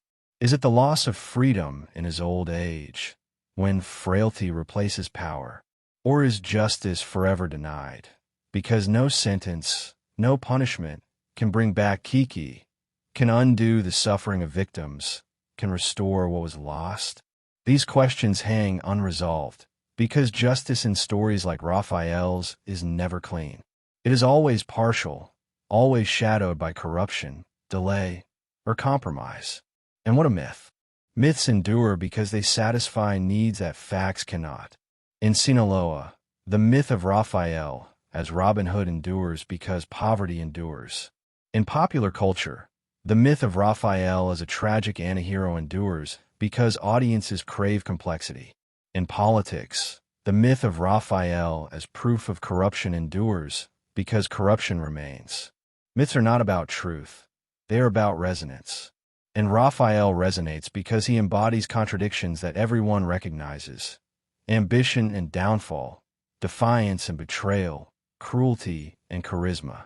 He is a man and a mirror, reflecting the world back at itself. Memory is the final thread. Memory is carried by victims, by families, by nations. In the United States, memory of Raphael is memory of Kiki, his bravery, his torture, his sacrifice. In Mexico, memory of Raphael is memory of the drug trade's evolution, of how power shifted from men like him to men like El Chapo, to men like El Mencho. Memory is selective, fractured, contested. Some remember him as a killer. Some remember him as a legend. Some remember him as both. In the end, memory ensures that his name will not vanish, even when his body does. The conclusion of Raphael's story is not the end of the drug war. That war continues, larger and bloodier than ever, consuming lives with no sign of stopping. Raphael's empire is gone, but others have taken its place. His capture was symbolic, but it did not slow the flow of drugs, did not end the violence, did not bring peace. The myth of the narco of Narcos may belong to the past, but the reality of narco violence belongs to the present. In this way, Raphael is both a closed chapter and an ongoing story, a relic of the past and a warning for the future. As viewers, as listeners, as readers, we are left with contradictions. We are fascinated by his story, but horrified by his crimes. We are drawn to the myth, but bound by the truth. We want resolution, but are given ambiguity. Perhaps that is the true lesson of Rafael Caro Quintero, that in the world of Narcos, there are no clean endings, only cycles of power, corruption, justice, and myth. When Rafael dies, whether in a prison cell in Mexico, in an American courtroom, or in the silence of old age, his story will not die with him. Corridos will still sing his name. TV shows will still dramatize his choices. Families will still grieve their losses. DEA agents will still tell new recruits about Kiki Camarena and the man who ordered his death. The mountains of Sinaloa will still whisper stories of the boy who rose high and fell hard. Legends, once born, are hard to bury. The narco of Narcos is gone as a force, but he remains as a myth. And myths, for better or worse, are immortal. In the end, Rafael Caro Quintero's life is not just the story of a man.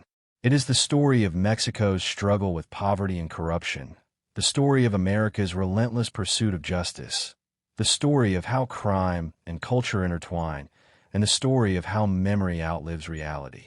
His conclusion is not a period. It is an ellipsis, a reminder that justice is fragile, myths are powerful, and memory never fades. And as the screen fades to black, the echo of his story lingers, not in the glory of power, not in the myth of legend, but in the haunting truth that one man's choices can shape the destiny of nations, and that even in chains, myths walk free.